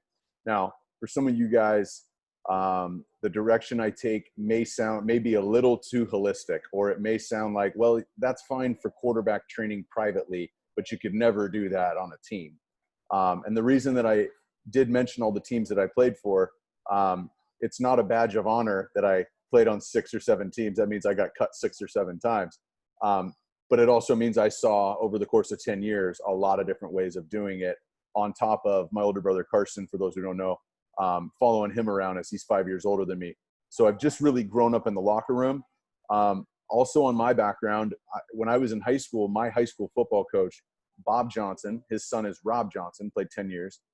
Bob was doing draft training. So I essentially started catching balls for Drew Brees, Kurt Kittner, Joey Harrington when I was 14 years old, sitting in draft training meetings all through high school, skipping 6th period. And then went through it myself and played ball and done all that. And I trained my first guy for the draft while I was playing for Marc and the Chicago Bears. It was me, Josh, Jay Cutler, and Marc. And I trained Blake Bortles for the draft that year. It was my first time. And so there was no transition into coaching for me. I've just been a part of it my whole life. And so that's kind of why I've arrived at this philosophy of, I'm not a doctor. I'm not going to fix things for people. I'm really just going to help guide these young men towards reaching their potential. And for some of those guys, that's going to be, Quincy and I both spent time with Patrick Mahomes. So for some of those guys, that's going to be what Patrick just did this week. And for other guys, that's going to be just to make it on a roster for a year. What their potential is, I don't believe is really up to me or even up to the quarterback coach. It's really up to that player. So what I try and do to guide these guys is I really think about this in 3 areas: physical, mental, and emotional. I train guys to become triple threats. And for those of you guys who played basketball growing up, we all know that we have 2 hands on the ball, both our feet in the ground in basketball. That's your triple threat position. You can run, pass, or dribble. I believe that the common denominator of the best players on Sundays, from Patrick to Russell to Brady to Aaron to Deshaun to all these guys that are the best ones, and really the older guys, the ones who've done it for the longest, Philip, Drew, all of these guys, I think the actual common denominator, it's not that they're all 6'4", it's not that they're all right-handed, it's not that they all went to a Power 5 school. It's not. It's they're triple threats. And so what I'm going to kind of share with you guys is, here's my approach to how you can help identify a triple threat if you're on the evaluation side of things, and then how you can maximize and help develop a player become a triple threat. Because the reality is I work with guys privately, but I actually spend significantly less time with them. You pick a Josh Allen or a Sam Darnold, I spend significantly less time with those guys than their quarterback coaches do in terms of all the conversations and all the meetings and all the on-field work. So I believe that actually this can be the burden of the quarterback coach or whoever's got the clicker in his hand in the meeting room. So from a physical standpoint, I look at it as a few things. And to go back for a second, the first thing I would recommend here is to pick one quarterback that you work with, or pick a quarterback if you're not a quarterback coach right now, and do an evaluation. Because I tell what I do with guys is I do this evaluation with them. This has to be a self-eval. So physically, do they understand what should and should not go in their body? Do they understand how to develop their body? Do they understand how to maintain their body? Do they understand how to heal their body? And when I say heal their body, I don't mean, to be Wolverine from X-Men. I mean, no. Like if your back of your shoulder is bothering you, do you understand what is happening and or do you just throw ice on it because that's what you did growing up? If you roll your ankle, do you just tape it? Or do you understand how ankles are built for mobility and how you can address that and how important blood flow is as opposed to blood restrict? Like that's something guys either know a little bit, nothing, or a lot about, but it's something that can be really helpful because again, those guys I mentioned, and Drew or Philip or Russell Wilson, who probably invest more into his body than any player in the NFL, they do know those answers. How do they transfer energy from a physical standpoint? When we create ground force and we push the ground away from us, I use the analogy, I say, let's say that when I push the ground away, when you're throwing from on platform, you get 100 gold bars of energy.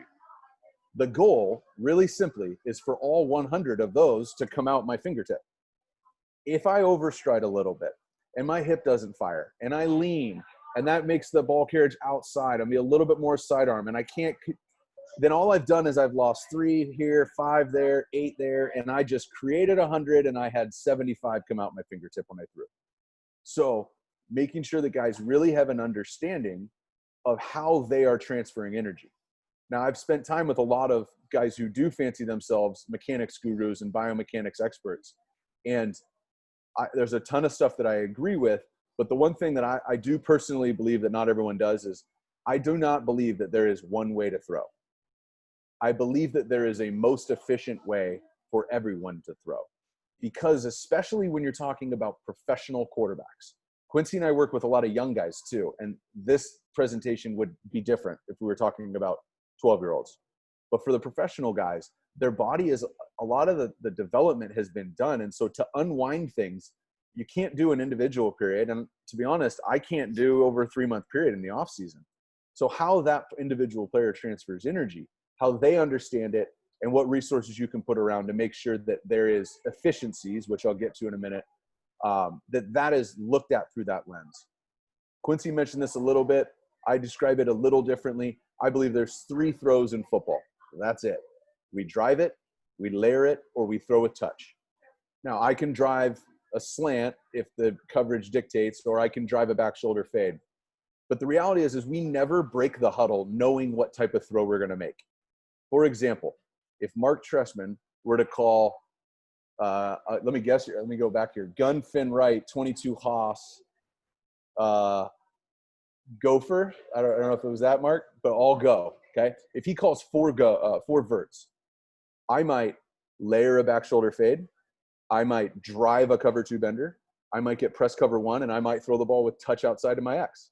Even just on that play call, I don't know what type of throw I'm going to make.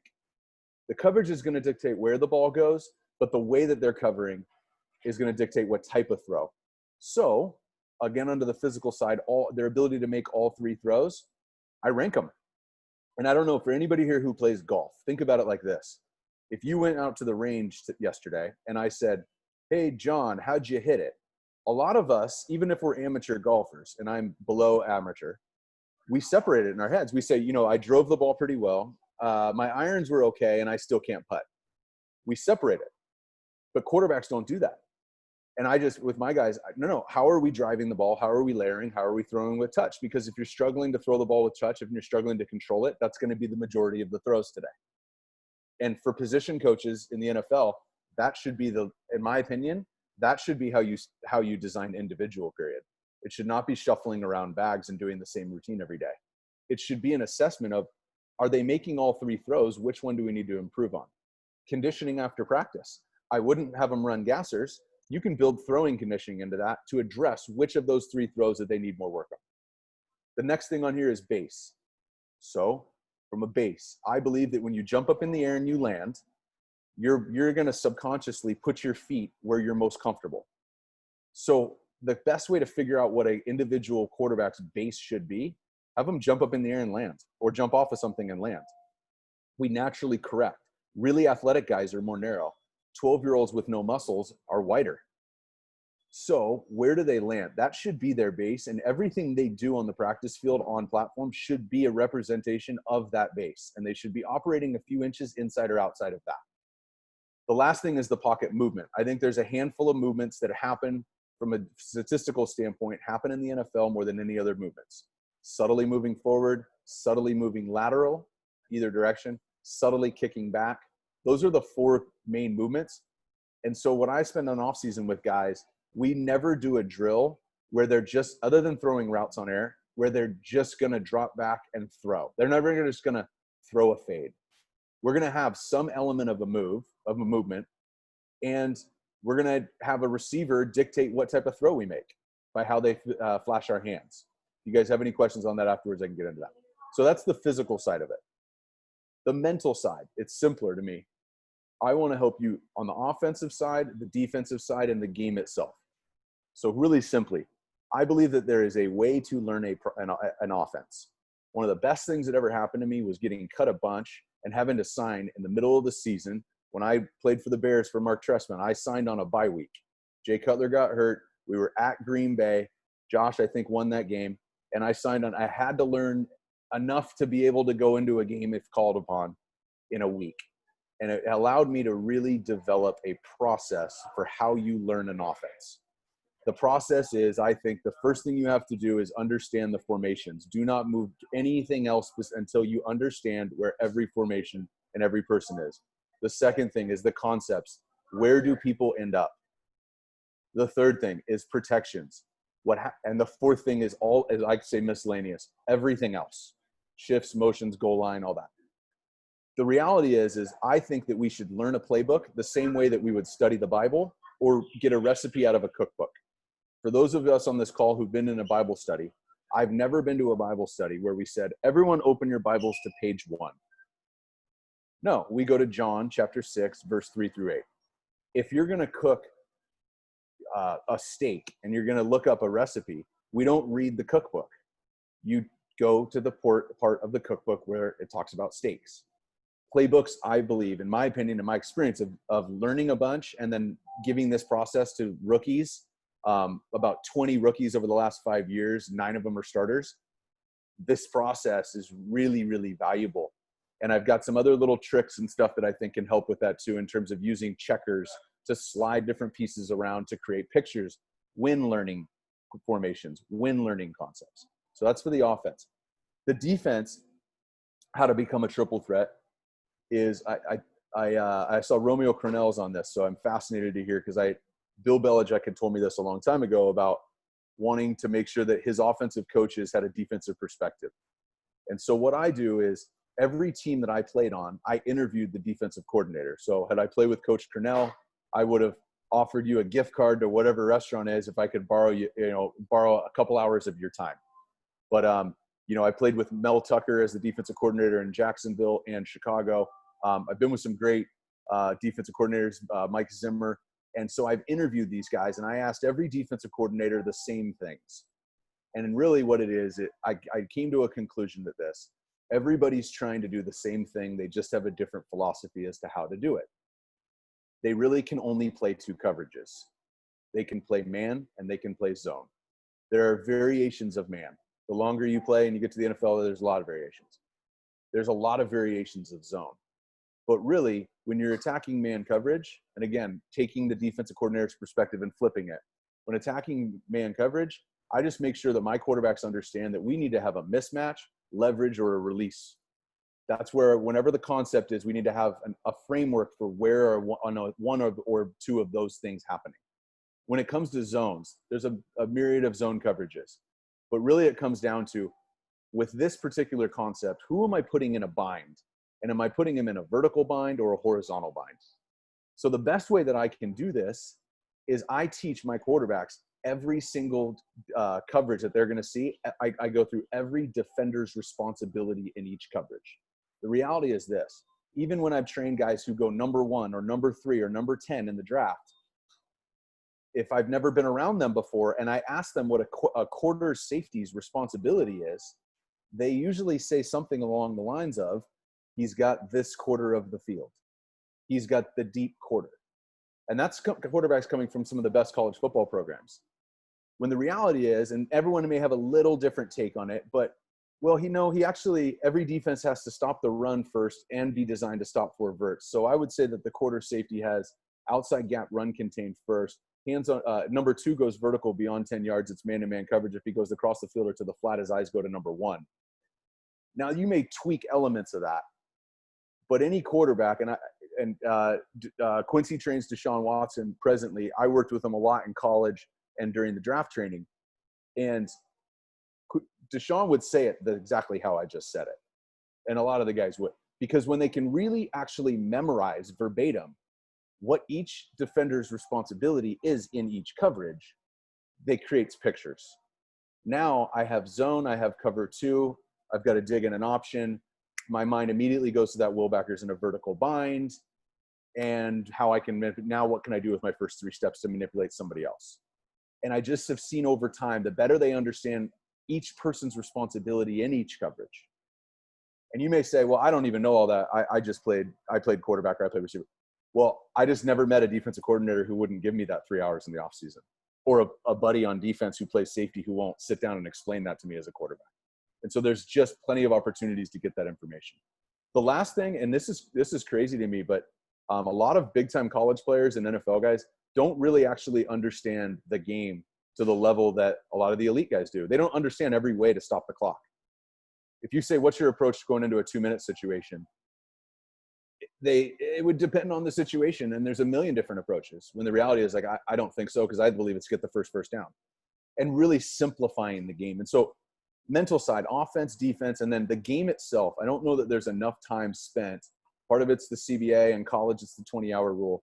But there's a real opportunity to help quarterbacks develop a better understanding of the actual game and the rules, and memorizing thought processes going into situations. And what are the 3 things I am always going to think about in approaching an opening drive? What are the 3 things I'm always going to think about in approaching the last 2 minutes, end of half, end of game? I've seen over time guys who can take on that responsibility, really take a step. The last piece is the emotional side of it. Quincy talked a little bit about confidence. I articulate it like this. I believe there's 2 types of confidence. There's self-generated confidence, and there's reactionary confidence. I can speak to this. I've spent years with two guys that I regard as two of the best in the business, performance psychology.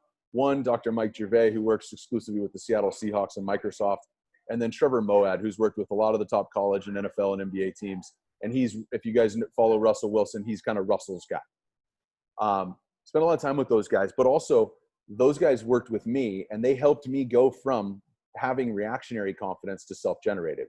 And it's as simple as this. I believe that confidence is, one, absolutely the most important trait in a quarterback. Without it, everything else is essentially irrelevant to me. It's just a matter of time until it folds if you don't have that. But it's also, I believe, a muscle. I don't think that it's hereditary and that you get it from your dad, or that if you grew up here, or if you're good looking versus not good looking. I don't believe those things. I believe that it is absolutely a muscle that you can train and develop. And I've got a whole protocol for anybody who wants to hit me up afterwards that I go through with guys. But it's reactionary confidence. Think about it like this. It's completely dependent on the environment that I'm in. So if everybody thinks I suck, maybe they're right. If everybody thinks I'm awesome, maybe they're right. And it goes up and down based off of the environment and what people are saying. And the problem here is with social media, there is an opportunity to always have good and bad things said about you. The other side of it is self-generated, which is completely independent of the environment, meaning I could care less what anybody thinks. Here's what I believe about myself. And the guys that I've been around who are at the high end of the spectrum, Deshaun, Patrick, those types of guys, my brother Carson was up there. It's absolutely something that they continue to develop. So on the emotional side, I make sure that I'm pouring in, one, evaluating, and then two, helping pour into how to help them build self-generated confidence. Because Quincy articulated it, earn confidence. I love that articulation. The second thing that goes into the emotional side of the game, these guys, they can't just not be a communicator. They can't say, well, I'm just kind of quiet. Communication has to be a massive element of it. The next thing is leadership. There's a million ways to do this. We've all been around the game. You know, we've seen rah-rah guys. We've seen lead by example guys. I think the best leaders have a really good understanding of what's needed on their team. And they and one of two things happen. They fill a portion of that void, and then they empower other men to fill the rest of it. But there's a lot of great quarterbacks who don't necessarily address the leadership voids. A perfect example, Deshaun Watson, going into his junior year at Clemson, they were really lacking, because they had a lot of success the year before, they were lacking the drive. And what we did is we went through this process of finding who on defense can fill the void that's needed. And it ended up being, I think his name was Boulware, Quincy, the linebacker, who I don't know that he ever even played in the league, but he was a heck of a guy who made plays for them when it mattered at Clemson that year. And it wasn't about the tackles that he made. It was about the role that Deshaun, as the famous guy on the team, empowered him to be able to have the platform to lead. And it wasn't about just being a good leader for Deshaun. It was filling a void so that he didn't have to. It's just always an example that sticks out to me. But it was a process of going through the roster, literally, to try and figure out who is the guy I need to empower. Handling success and adversity. I don't know if Marc touched on this. I learned this from him. There's two inevitabilities that will strike these quarterbacks. It's true in life too. It's inevitability of success and the inevitability of adversity. When it comes to these two things, success can be two good throws in a row in practice, or success could be winning a Super Bowl. Adversity could be, two bad throws in a row, or, something catastrophic going on in your life. Either way, we've got to treat those things as things that we can get good at handling. The goal should not be to have adversity go away and only have a success. It's just not realistic. I think that's hopeful, but I've always believed that hope is a terrible strategy. Hope is not a strategy. And so you have to be able to handle the inevitability of success and adversity. Another thing, if you spend enough time with these guys, purpose. Man, is purpose something that's worthy cause to work with? And then I always spend time figuring out who is in my guys' circles. Who are they allowing into this circle, and who maybe potentially needs to be removed from their circle? Because time and time again, the circle has a greater effect. When they're young guys, when they're in high school, their parents have an effect and their friends have an effect. As they get to the NFL and they have their sudden wealth, sudden fame, all those things hit them, it becomes so easy for their circle to do things to them and put them in positions that you as a coach, if you don't address the circle, you can't fix it in the meeting room. The last thing I'm going to touch on is just efficiency. I think that once you go through this process of physical, mental, and emotional, and you may have completely different perspectives on them, but the physical, mental, and emotional side, how can you how can you help your guy become more efficient? And here's some areas where I see NFL coaches miss an opportunity to be more efficient. Individual period. A lot of time I see guys shuffling around bags or doing the same thing, or I think even worse, going over the script for what's coming up next period. When we could be going physical, mental, emotional, what do we need to be doing right now? What do we need to be addressing in this period? Routes on air. I see guys just throw routes. How do we gamify it? How do I move a guy? How do I make sure that there's somebody in his way when he throws that slant? How do we get more quality reps and routes on air? Conditioning. I used to do it. I used to run half gassers. When in a game, is that ever relevant for a quarterback? We should be doing play action, nakeds, throws on the run. How can we take conditioning after practice, that 5 or 10 minute period, whenever it is? How do we go through this physical, mental, and emotional assessment and go, what does this player need? Because if my guy's having a hard time spitting out the play and I'm going to have him run gassers, I should be having him recite plays back to me while we're doing some sort of movement. Just be creative in how you go about your conditioning. Between periods, I think there's time and a place to go over the script, and there's a time and a place to be pushing guys to do other things and make them take more ownership. And then special teams period. I've been in situations where that's where we get to hang out and jack around and do nothing. And I've been in situations when I was with Marc and Jay and Josh McCown, we got real work done in special teams period. But I would challenge you, how efficient are you being there? I know a lot of coaches are also asked to be evaluators.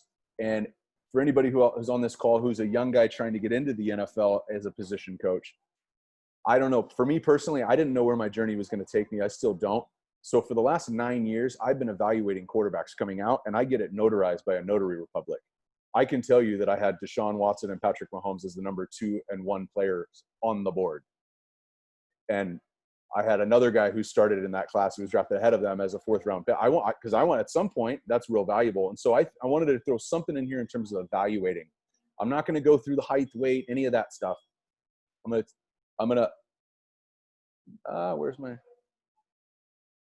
to tell you a story instead. Okay. So this is a Rottweiler and a pug. The Rottweiler's name is Homer and my pug's name is PETA. Quincy knows my pug. Okay. Homer, rest in peace, was my brother Carson's Rottweiler. Okay. So Carson always had his dogs. He's always had attack trained dogs. He's always had 1 or 2 guard dogs. I think he's on German Shepherds now, but he used to have Rottweilers. We had them boarded. I think we went away for an away game or whatever we were. We came back in town and there's this Russian dog trainer. This guy, he's got all these Boris. He was very serious. He trained all these dogs. And Carson, we went back and we were picking up our dogs. Carson's was having, getting work done in terms of getting practice and defense training. And my pug was just sleeping and eating treats or whatever, right? And I make a joke to Boris and I said, hey, Boris, PETA's young, my pug. Could you actually train her to do this? And Boris was dead serious. He never cracks jokes. And he looks at me, he grabs a squeaky ball and he throws it. And PETA takes off after it. And he goes, yes. I go, what do you mean? He goes, if she wants the ball, I can train her to do anything that she's capable of doing. But if she doesn't want that ball, get rid of her. So the reason I tell this story is in evaluating guys, if they don't want it, I believe, again, I said confidence is the most important trait. I also said I think you can develop it. But if they don't want it, if they're not really willing to do whatever it takes to maximize their potential, if it's not all they think about, get rid of them. They just can't do it. We have to find those players and we have to give them something that they can chase that ties it all together. So if you go through this process, physical, mental, and emotional,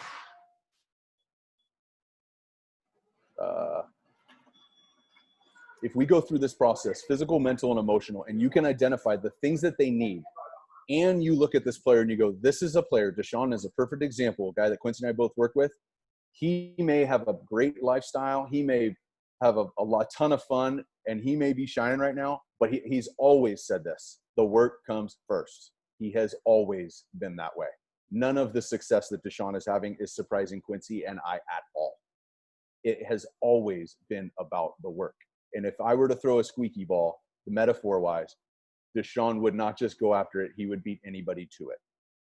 It has to be, and I see it in the draft every year when there's a guy drafted too high, somehow an organization missed the fact that that guy is not really actually willing to go get that. We all talk about how important it is to have dogs on our team. I need dogs in the huddle. Well, you better have at least one, and it better be the guy under center. And so I get exposed to these guys at young ages. I can tell you, some 16-year-olds who I think are going to be in the league who are going to, because they have this unmatchable drive. And so if you can evaluate the physical, mental, and emotional, get more efficient with your time with your player, and from an evaluation standpoint, really understand what motivates these guys and how do I continually put things in front of them that they can go and chase over and over and over again. I think when that happens, when I've been a part of it, I see guys get better than I thought they'd get, faster than I thought they'd get there. That's what I got for the presentation. Happy to answer anything. Jordan, thank you. Thank you so much. You talk about dogs at that position. I was blessed to break the huddle with a couple of guys, Dan Marino and John Elway. They were dogs, man. And you were exactly right on that comment. So at this time, we will ask Charmaine if there's anyone that has a question for Jordan. Just please put it in the chat room, and she will ask you to unmute your mic so that you can ask your question. Are there any questions from anyone? I don't see anyone indicating as such. Okay, give it another second or two, and then we'll move on to our next presenter. 3 awesome presentations, man. This is great. So let's move on to our 4th presenter today. We have Mr. Josh McCown. He's the quarterback coach at Myers Park High School. Got to put my glasses on here.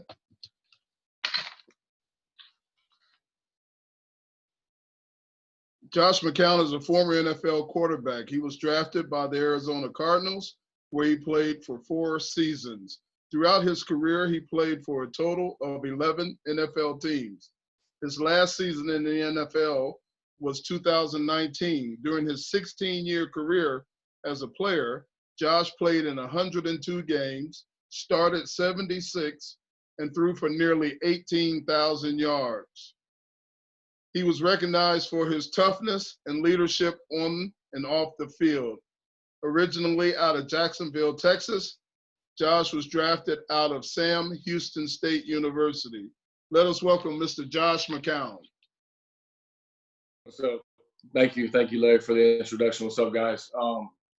In the interest of time, I know we're supposed to be done at 4 o'clock, so I will not be long. I do not have any PowerPoints. I'm just going to talk to you a little bit about some of the thoughts that we've shared today, and just kind of put them all together. As you said, I've been through a number of teams, 18 years in pro football, 17 different offensive coordinators.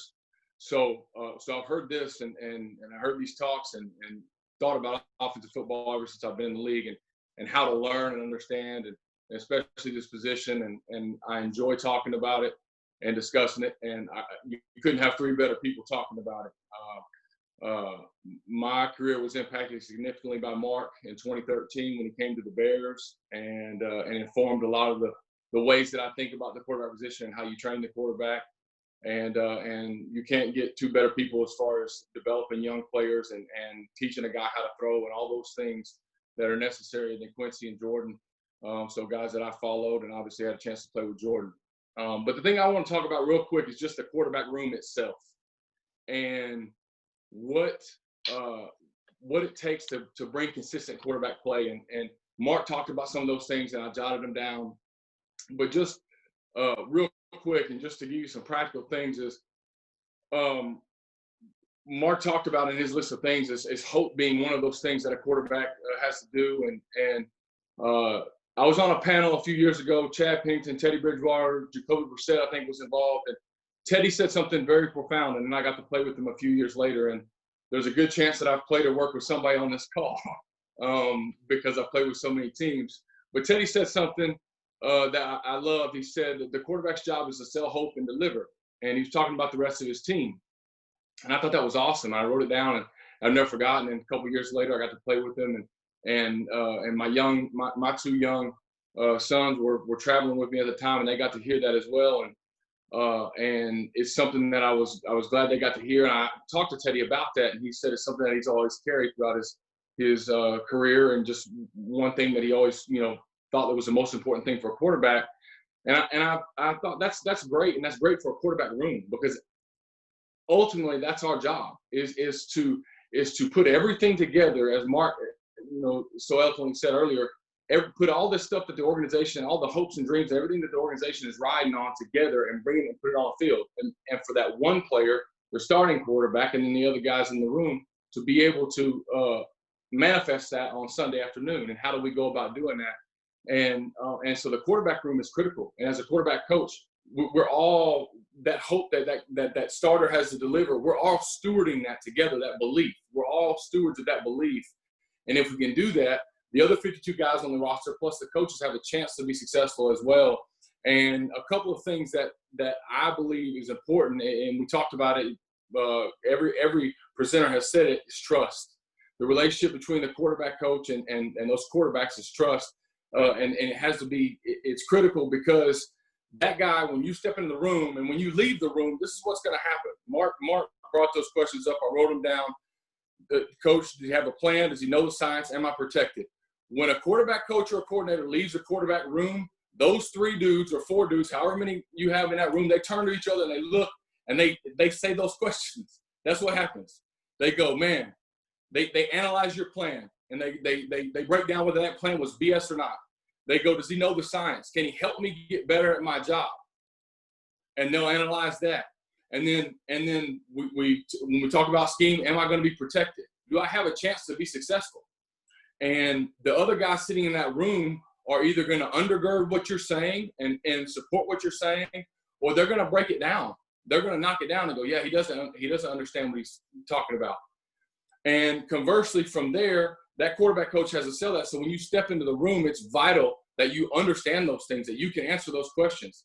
I love that Marc brought that up, because it is so critical, because I've sat in so many quarterback rooms where the quarterback coach's credibility is dismantled by the guy sitting in that room, or the coordinator's credibility is dismantled by that, and then by effect that the head coach as well, because the stability of that room is so important. And if there's not trust in what the quarterback coach is saying, then that trickles up. There's not trust in what the coordinator is saying, and so those things have to be addressed. Having a plan, knowing the science.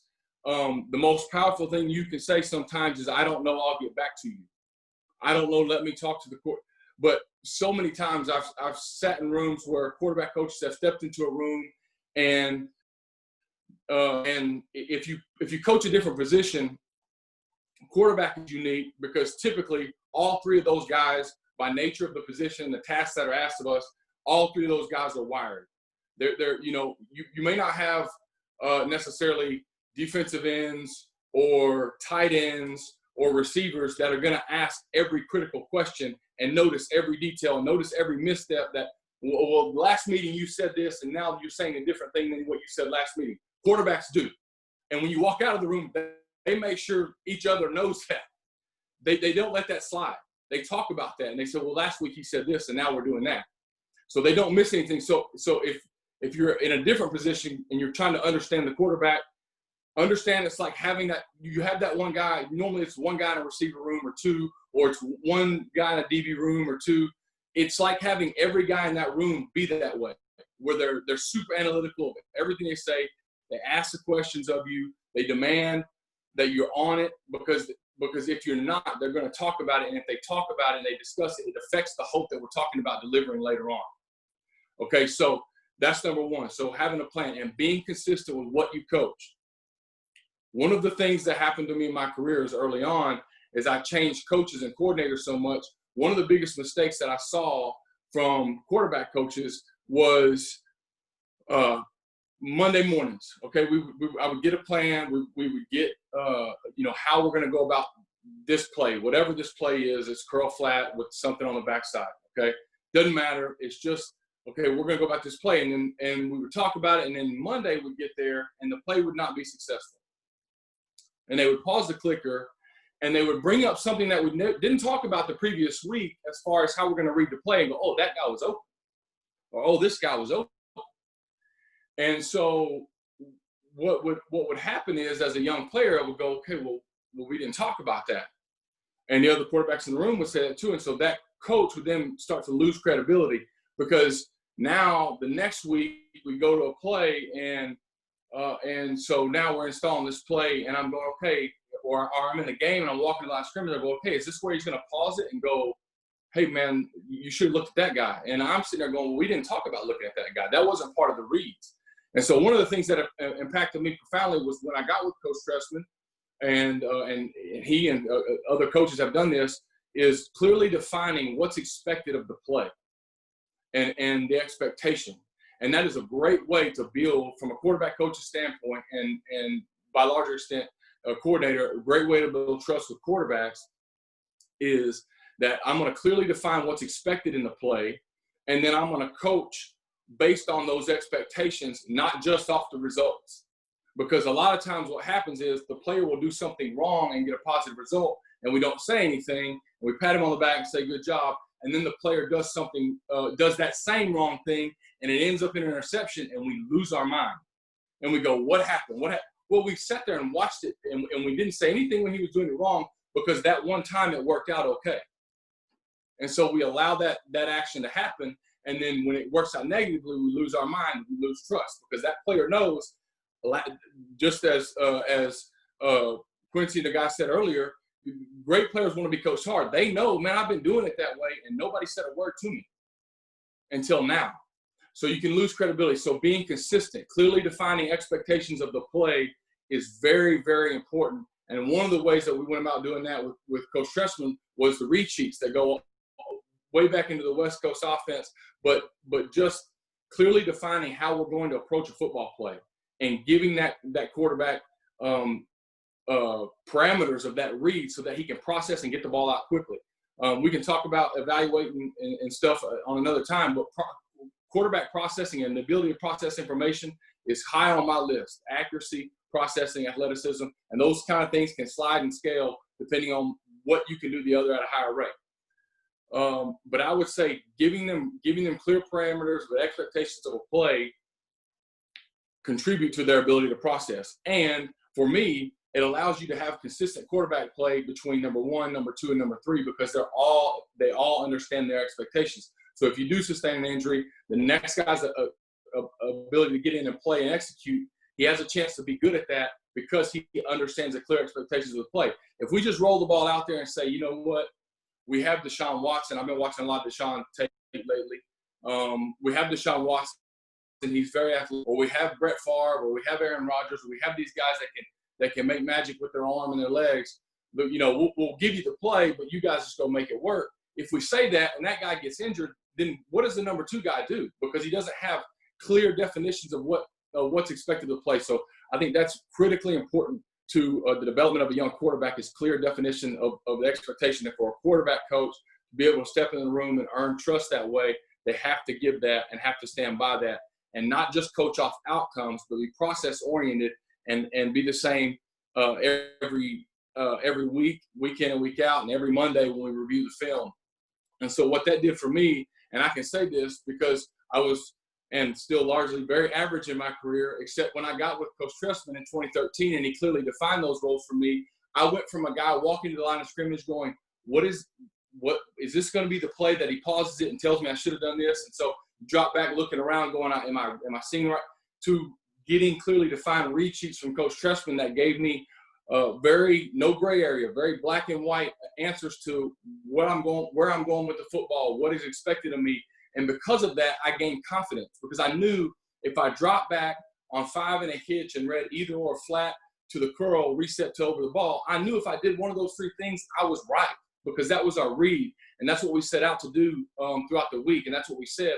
And so I wasn't going to come in on Monday and get somebody going to pause the tape and go, okay, you know, this guy on the post, he was open. You know, like If we're seeing that over and over again, then let's build a plan for that. And let's build that into the read, or we're going to say, okay, big alert to the post or whatever, to where we help that player put that in a box for him to be an expectation. But the worst thing I think you can do is leave a guy in gray area by just going in on Monday. And there's a slew of people in the world. We have them. They're all over. I've been one of those people on ESPN. They're all over TV that can tell us on Monday what we should have done. But there's very few coaches that can go in and say, this is what I believe. I believe it so much that this is the standard I'm going to hold you to, regardless of what the outcome is. This is how I want to go about it, and can gain the trust of the player. So those are the things that I think are very, very important. I know we're running against time. I got so many more things I could say, but of the things that Marc talked about, I think it's critically important for a quarterback coach to be able to come in the room, to be able to have that plan, to know the science, and answer those questions, because the quarterbacks are going to ask. They're going to analyze what's happening, and it's going to affect the hope and the belief that the starter has when there's discussion and there's chatter around those things, when those things aren't addressed. So I'll open it up to questions so that we have some time for that, and we'll go from there. Thank you, Josh. At this time, once again, if you have a question for Josh, put it in the chat room, and Charmaine will acknowledge you and your question.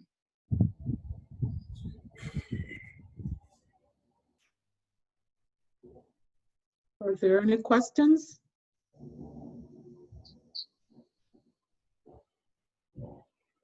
Even if it's not in the chat room, just maybe one or two guys or so, you can unmute your mic and ask your question if you didn't have the time to put it in the chat room. Yes, this is Darius Swinton from the Arizona Cardinals. I wanted to ask Josh, saw your performance your last game, and we all have been in that situation where a guy comes in and if you're an assistant coach not coaching the quarterbacks, you're like, I hope he's prepared. And in a game like that, just can you talk about your mindset? Because everybody says, hey, I prepare like I'm the starter. And in that situation, your mindset, what the plan was, how the head coach might have adjusted that, and then as well as dealing with the injury as well as on top of that. So that's my question. That's a great question. So I think just talking about preparing as a starter, I think that's a thing we throw around.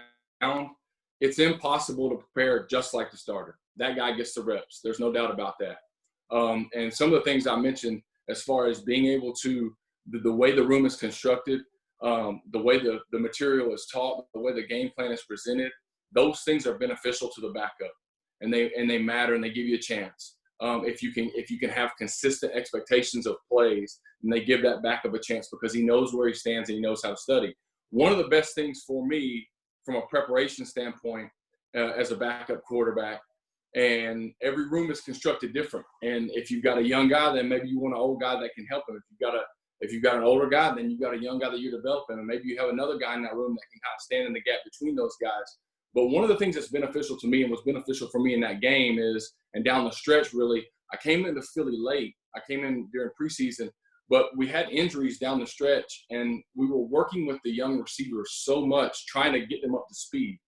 And so one of the things that I believe very much in is the ability to teach it. And if you could teach it, you're increasing a level of mastery that if you can define it, I believe that's the core reason why, in faith, we're told to give it away, to teach it, because it helps us be better as humans. So I think that's a core principle for me down the stretch. I was working with Greg Ward and J.J. Arcega-Whiteside and those guys trying to bring them up to speed. So it helped me internalize game plans weekly, which in turn made me feel better about playing. This thing also manifests itself early on in my career, especially when the CBA changed and we started to have to do some of the extra work outside of the facility, where you're now in a teaching role and you're talking the game. And it really happened that first year in Chicago in 2013. And I realized I understood the game so much better because I had been talking it and talking the details of it. I think as a quarterback, when you leave the huddle,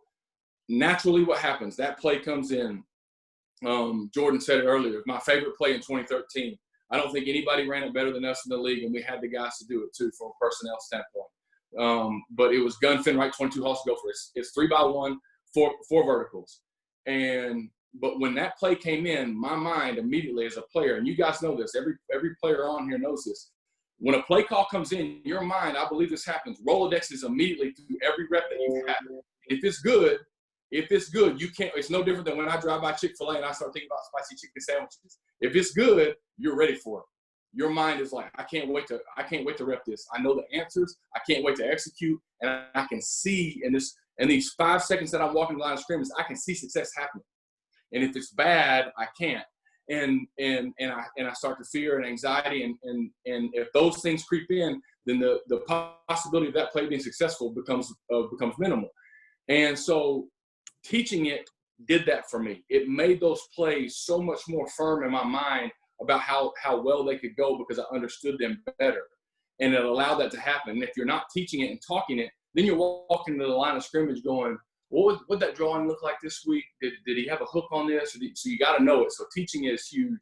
So that's what, for me, allows me to come off the bench and be able to play and execute, is because I talk it and teach it with the other guys throughout the week, especially the young players, and that helps me. And so for me going into that game, dealing with the things that we're dealing with, Carson's coming over there. He's trying to sort out the head injury and all that stuff. So you're shifting, your mindset shifts from a kind of emotional, kind of for your buddy, you're bummed for him, to a mindset of, okay, what's the team need? And the team needs me to be ready to play. And that comes through, all those things I just said. And I fall back on the preparation.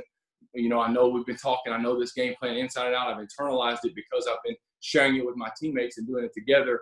And so now when I walk to the line of scrimmage, when these play calls come in, I'm ready to go. I feel like I can be successful, and we go from there. Okay, we have a question from Cedric. Cedric, unmute your mic and ask your question, please.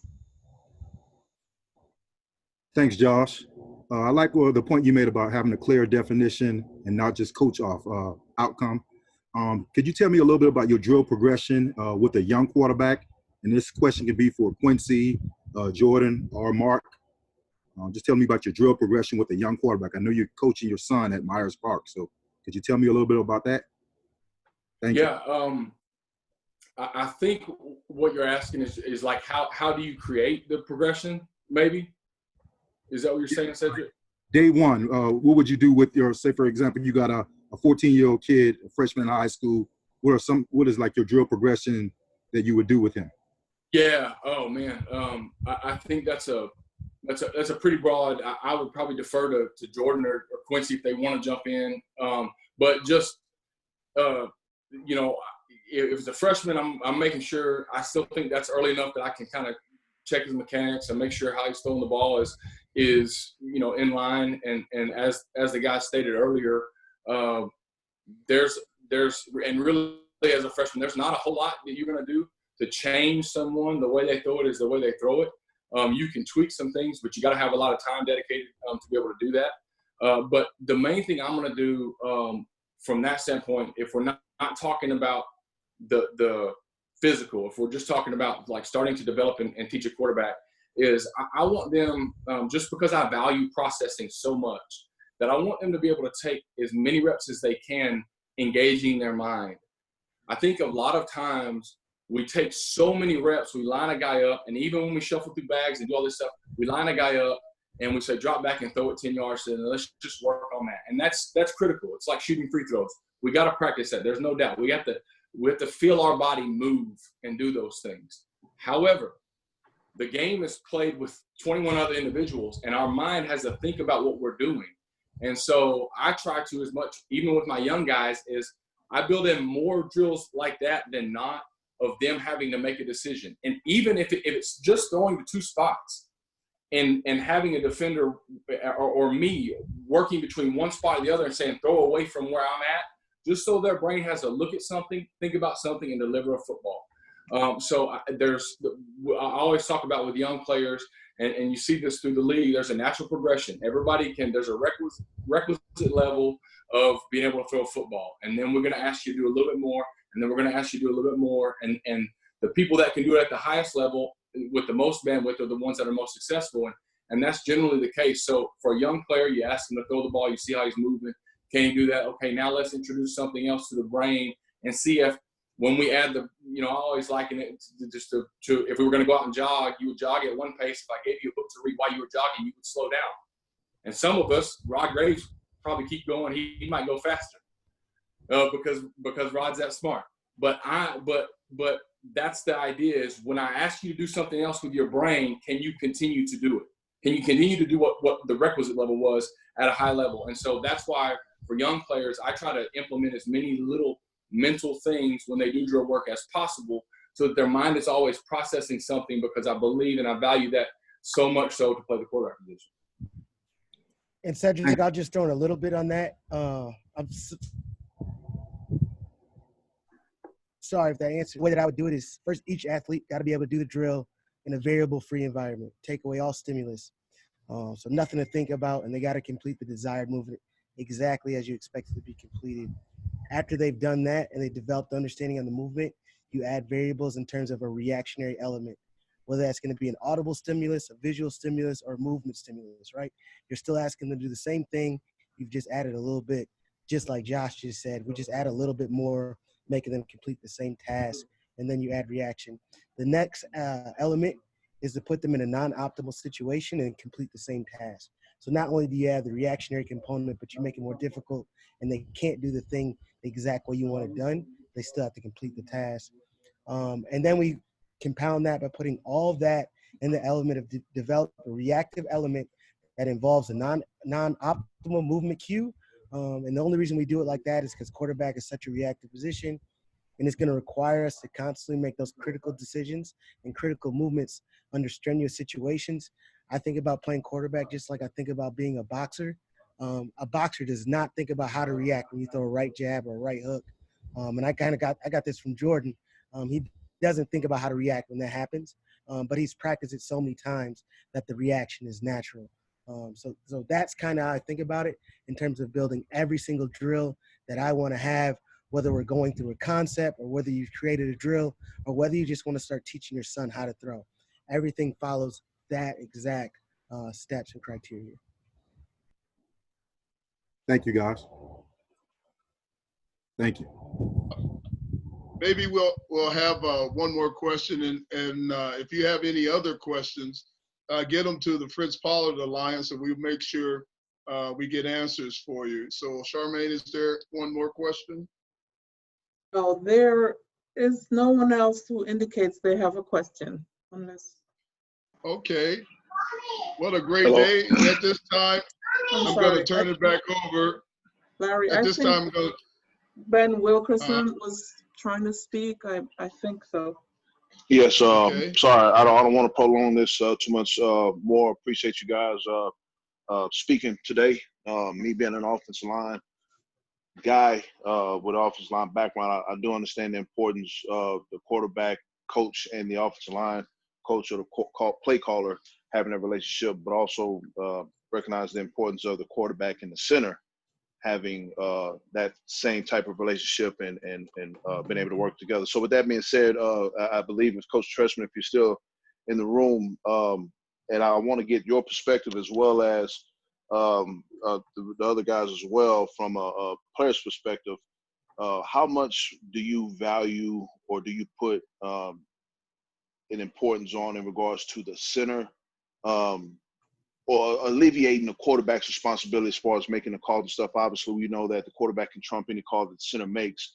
But in your experience, from a play caller perspective, and even from a player's perspective, do you find it more valuable when you give your center a little responsibility as far as making the calls and IDs, identifying the mic points and getting things going, and having your quarterback make the adjustments, or do you prefer the quarterback handle it all? Oh, that's a great question. And you would probably get, I'm just going to wait for a second. You probably get, if you ask 5 different coaches, you might get 5 different answers. The chronology for me was, again, things for me kind of started in San Francisco. The quarterback didn't do anything in San Francisco. The center handled everything, and the quarterback, it was as quarterback a friendly an offense as you could possibly be in, because there were There really weren't any redeclarations of the mic. There wasn't any new mics. There wasn't any of that. And we were tremendously successful.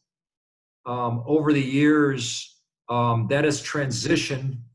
There was times where, the center made the call, and the center and the quarterback, they have to be sitting next to each other in the protection meetings. Absolutely. And there has to be protection meetings, I think, every day, quite frankly. There has to be one on Tuesday where everybody, on a player's day off. In my opinion, the center and the quarterbacks don't have days off. They have to be together when the protection plan, I feel like the center and the quarterback, they have to be in the meeting when the protection plan is installed, because what you don't want to have is the protection plan going in on Wednesday and not being lined up with your center and with your quarterback, where they don't feel it and believe in it. I think that's number one. How you do it really is going to be time spent in the off season. So, I've certainly been in offense where the center makes the call, the quarterback confirms the call or has the keys to the car basically to change the call because of a late rotation. I think that probably most teams are somewhere in that. What I've tried to do working with line coaches is to make a preemptive strike in terms of having a philosophy where we know the line's going to take care of the 5 most dangerous, and the back is going to be responsible to scan if there's a back involved. I'm talking 6-man protection primarily. In 7-man protection, there'd be double scans. So you'd never have a +1 player that could hurt you unless they were all up. But any 4x4 or 2x2, concepts. So I think it can be done with very minimal work by the quarterback. A great example would be, I think that if I could use Josh as an example, Josh wanted to take it over and make sure that he was the final say in the protection. He spent a lot of time working on it, and I would call it more of a Drew Brees mode or a Brady mode, and certainly all the other a lot of quarterbacks do it as well. But I also felt like there's ways you can take it off the quarterback and literally minimize his ability or need to have to do it. And that could be done within the framework of certain cadences, which alerted him to do it and quieted his mind. Does that make any sense, Ben? So, Mark, and I can add. Yeah, yes, it does. Thank you very much. I can add to that, just in the instance of what you said, quieting his mind. For me, it was an activator. It was helpful, from at the line of scrimmage standpoint, that when I was able to make a protection call, whatever, it kind of activated me into a positive mindset of I knew what the defense was doing. I had a beat on them, and the play was going to be successful. I would echo Mark and just say that the center is critically important. He's got to know if he has the ability, if he has a great physical ability and maybe mentally he can't handle all that, and your quarterback can, then let your quarterback do it. But if he doesn't have, if neither one of them, somebody's got to do it, obviously. But out of the huddle, the quarterback has so many things going on that if the center can get it started with like Mark said, if you're in a 6-man protection, if he can get you started with the 5 most dangerous guys and let the quarterback adjust, it's helpful for a quarterback, because we can look at alignment, we can look at different things, make sure guys are lined up correctly, make sure guys are breaking the huddle right, and then we can kind of assess the defense and correct or move a mic point or whatnot. And even in the run game, same thing, where we may see a safety rotate down, we can bump a point if needed, as long as that quarterback has that capacity. But if ideally, if you could take it off his plate and everybody knows, that's great. But the reality is we play in loud stadiums where that quarterback is needed to be able to echo to the running back or whoever, especially in protection, where the O-line is going. And so I always wanted ownership of it, but I do feel like it's a joint effort. And between the two of us with the defenses and all these different things that Coach Cornell and all these guys can show us, if between the two of us, we'll get it figured out. Like we can figure out this blitz. And Roberto Garza was with us in Chicago. He was excellent at it. This year I was with Jason Kelsey. He was phenomenal. Just, enthralled with understanding beating blitzes and protection and points in the run game and stuff like that. So I think that's the gold standard, is when you can get two guys that really enjoy it and can push back on, okay, how can we move this protection? Then you got a chance, and you can take some off your quarterback's plate the more that center can do. But it can be used as an activator for the quarterback for sure. Ben, maybe I can just give you another way of looking at it from my standpoint, looking at the big picture is I want to my goal is to to have the quarterback only have to recognize one time to have to, what I would say is throw hot or a quick answer. And that is when there's a +1 player. That I try to reverse engineer it and say, listen, he's going to know when there's a +1 player because there's nobody in the middle of the field. And so that would be easy for him to catch a snap and look up and see it's empty and to get out. At the back end, the back end is empty. So starting with the +1 player is the problem. What are the other situations within the framework of this week's protection plan that we have to show an interest of? When they're in over front, the blitz always comes from the bubble. It's coming from the bubble this week. Or when we get what I would call a big center bubble, we're getting internal. There's certain, tipping points, but the bottom line is to start with, I really only want him to know that a +1 blitzer causes us a problem. And anybody else, as long as there's a defender deep, we're picked up. And I think most weeks you can do that with some exception. +1 plus an exception or two, but you can really quiet the quarterback's mind and minimize his interest in knowing the protection and concentrating on other things with a good protection plan. But this is something that starts in the off season, getting on the same page with your coordinator, with your quarterback coach, with your play caller, to make sure the guy coaching the quarterback knows exactly what to tell him. Okay, we will entertain one final question. Greg Castillo, please unmute your mic. Hey guys, awesome presentation, very informative. My question is specifically to Mark. If you guys want to jump in too, feel free. It's regarding game management decisions, Mark. As a play caller, is that something you did? And then secondly, how would you do it? Is it too much to ask the play caller to be in charge of asking him to do the game management decisions as well? Yeah, that's a really good question. So here's what I think's going on right now in the National Football League, because it's changed. There's this has happened. This is how we did it in Chicago. I'm not saying it was right. This is how other teams that I've been with have done it recently. Is the game management is really off the head coach to some degree, because the analytics person is upstairs saying it's time to call a timeout. That's going on in the National Football League all over. So in a 2-minute situation, or when the clock's ticking before the 2-minute warning, or it's the fourth quarter and we know we're only going to have 2 or 3 possessions up, there's a discussion with analytics on what's going on. This is happening at a lot of places. We had an analytics meeting on a Saturday morning when I was in Baltimore. John had one with the analytics period, and there's a fine line there between the analytics person and the coach's feel for the game. So as a head coach, you're certainly going to be involved in those game management situations, and you're going to, in some cases, be weighing what your analytics person, who really is not a coach, is going to tell you on relative to what's going on situationally. As a coordinator early in my career, I was making those decisions, which come on feel more than analytics, especially as a young coach. I look back, I go, I don't really know what I was doing, but I didn't feel uncomfortable doing it. But so part of the game management is that, but the other side of it is with some quarterbacks, I've used the headsets to manage the game. In other words, we're in the red zone. I'm going to give you 2 plays right here. We're running nickel 40, but if you get a rush zone, which I'm expecting here, you're going to get to this play, and really saying those things to the quarterback and coaching him through the game. Another play, like with Josh, I didn't say much, but just call the play, and heads up for this is a blitz territory. So, You can use the headsets to manage the game.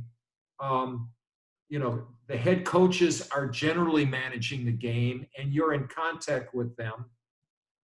We got more specific in Baltimore. We would have, you know, if we had to lead, we would be in red, yellow, and green, because I wanted in 4 minutes, and I know I'm digressing here a little bit, I wanted to know whether the head coach wanted to run it exclusively, wanted to run it or throw it with safe throws, or, man, you know, if we give the ball up right now, we're giving up to Tom Brady. We're in 4 minutes, but we're in green. We got to get a first down, because we are not leaving the field giving the ball back to him without trying to get a first down and closing this game. So we got more meticulous in game management, communication, and organization, which started in training camp. There's a lot of different answers there and a lot of different digressions, but I think analytics people are really important. They do help you in orchestrating your thoughts and staying on task during the course of the game when you're not just managing the game, but you're calling the plays. Thank you. That's a great question. Well, at this time, I will turn it back over to Rod Graves. Rod?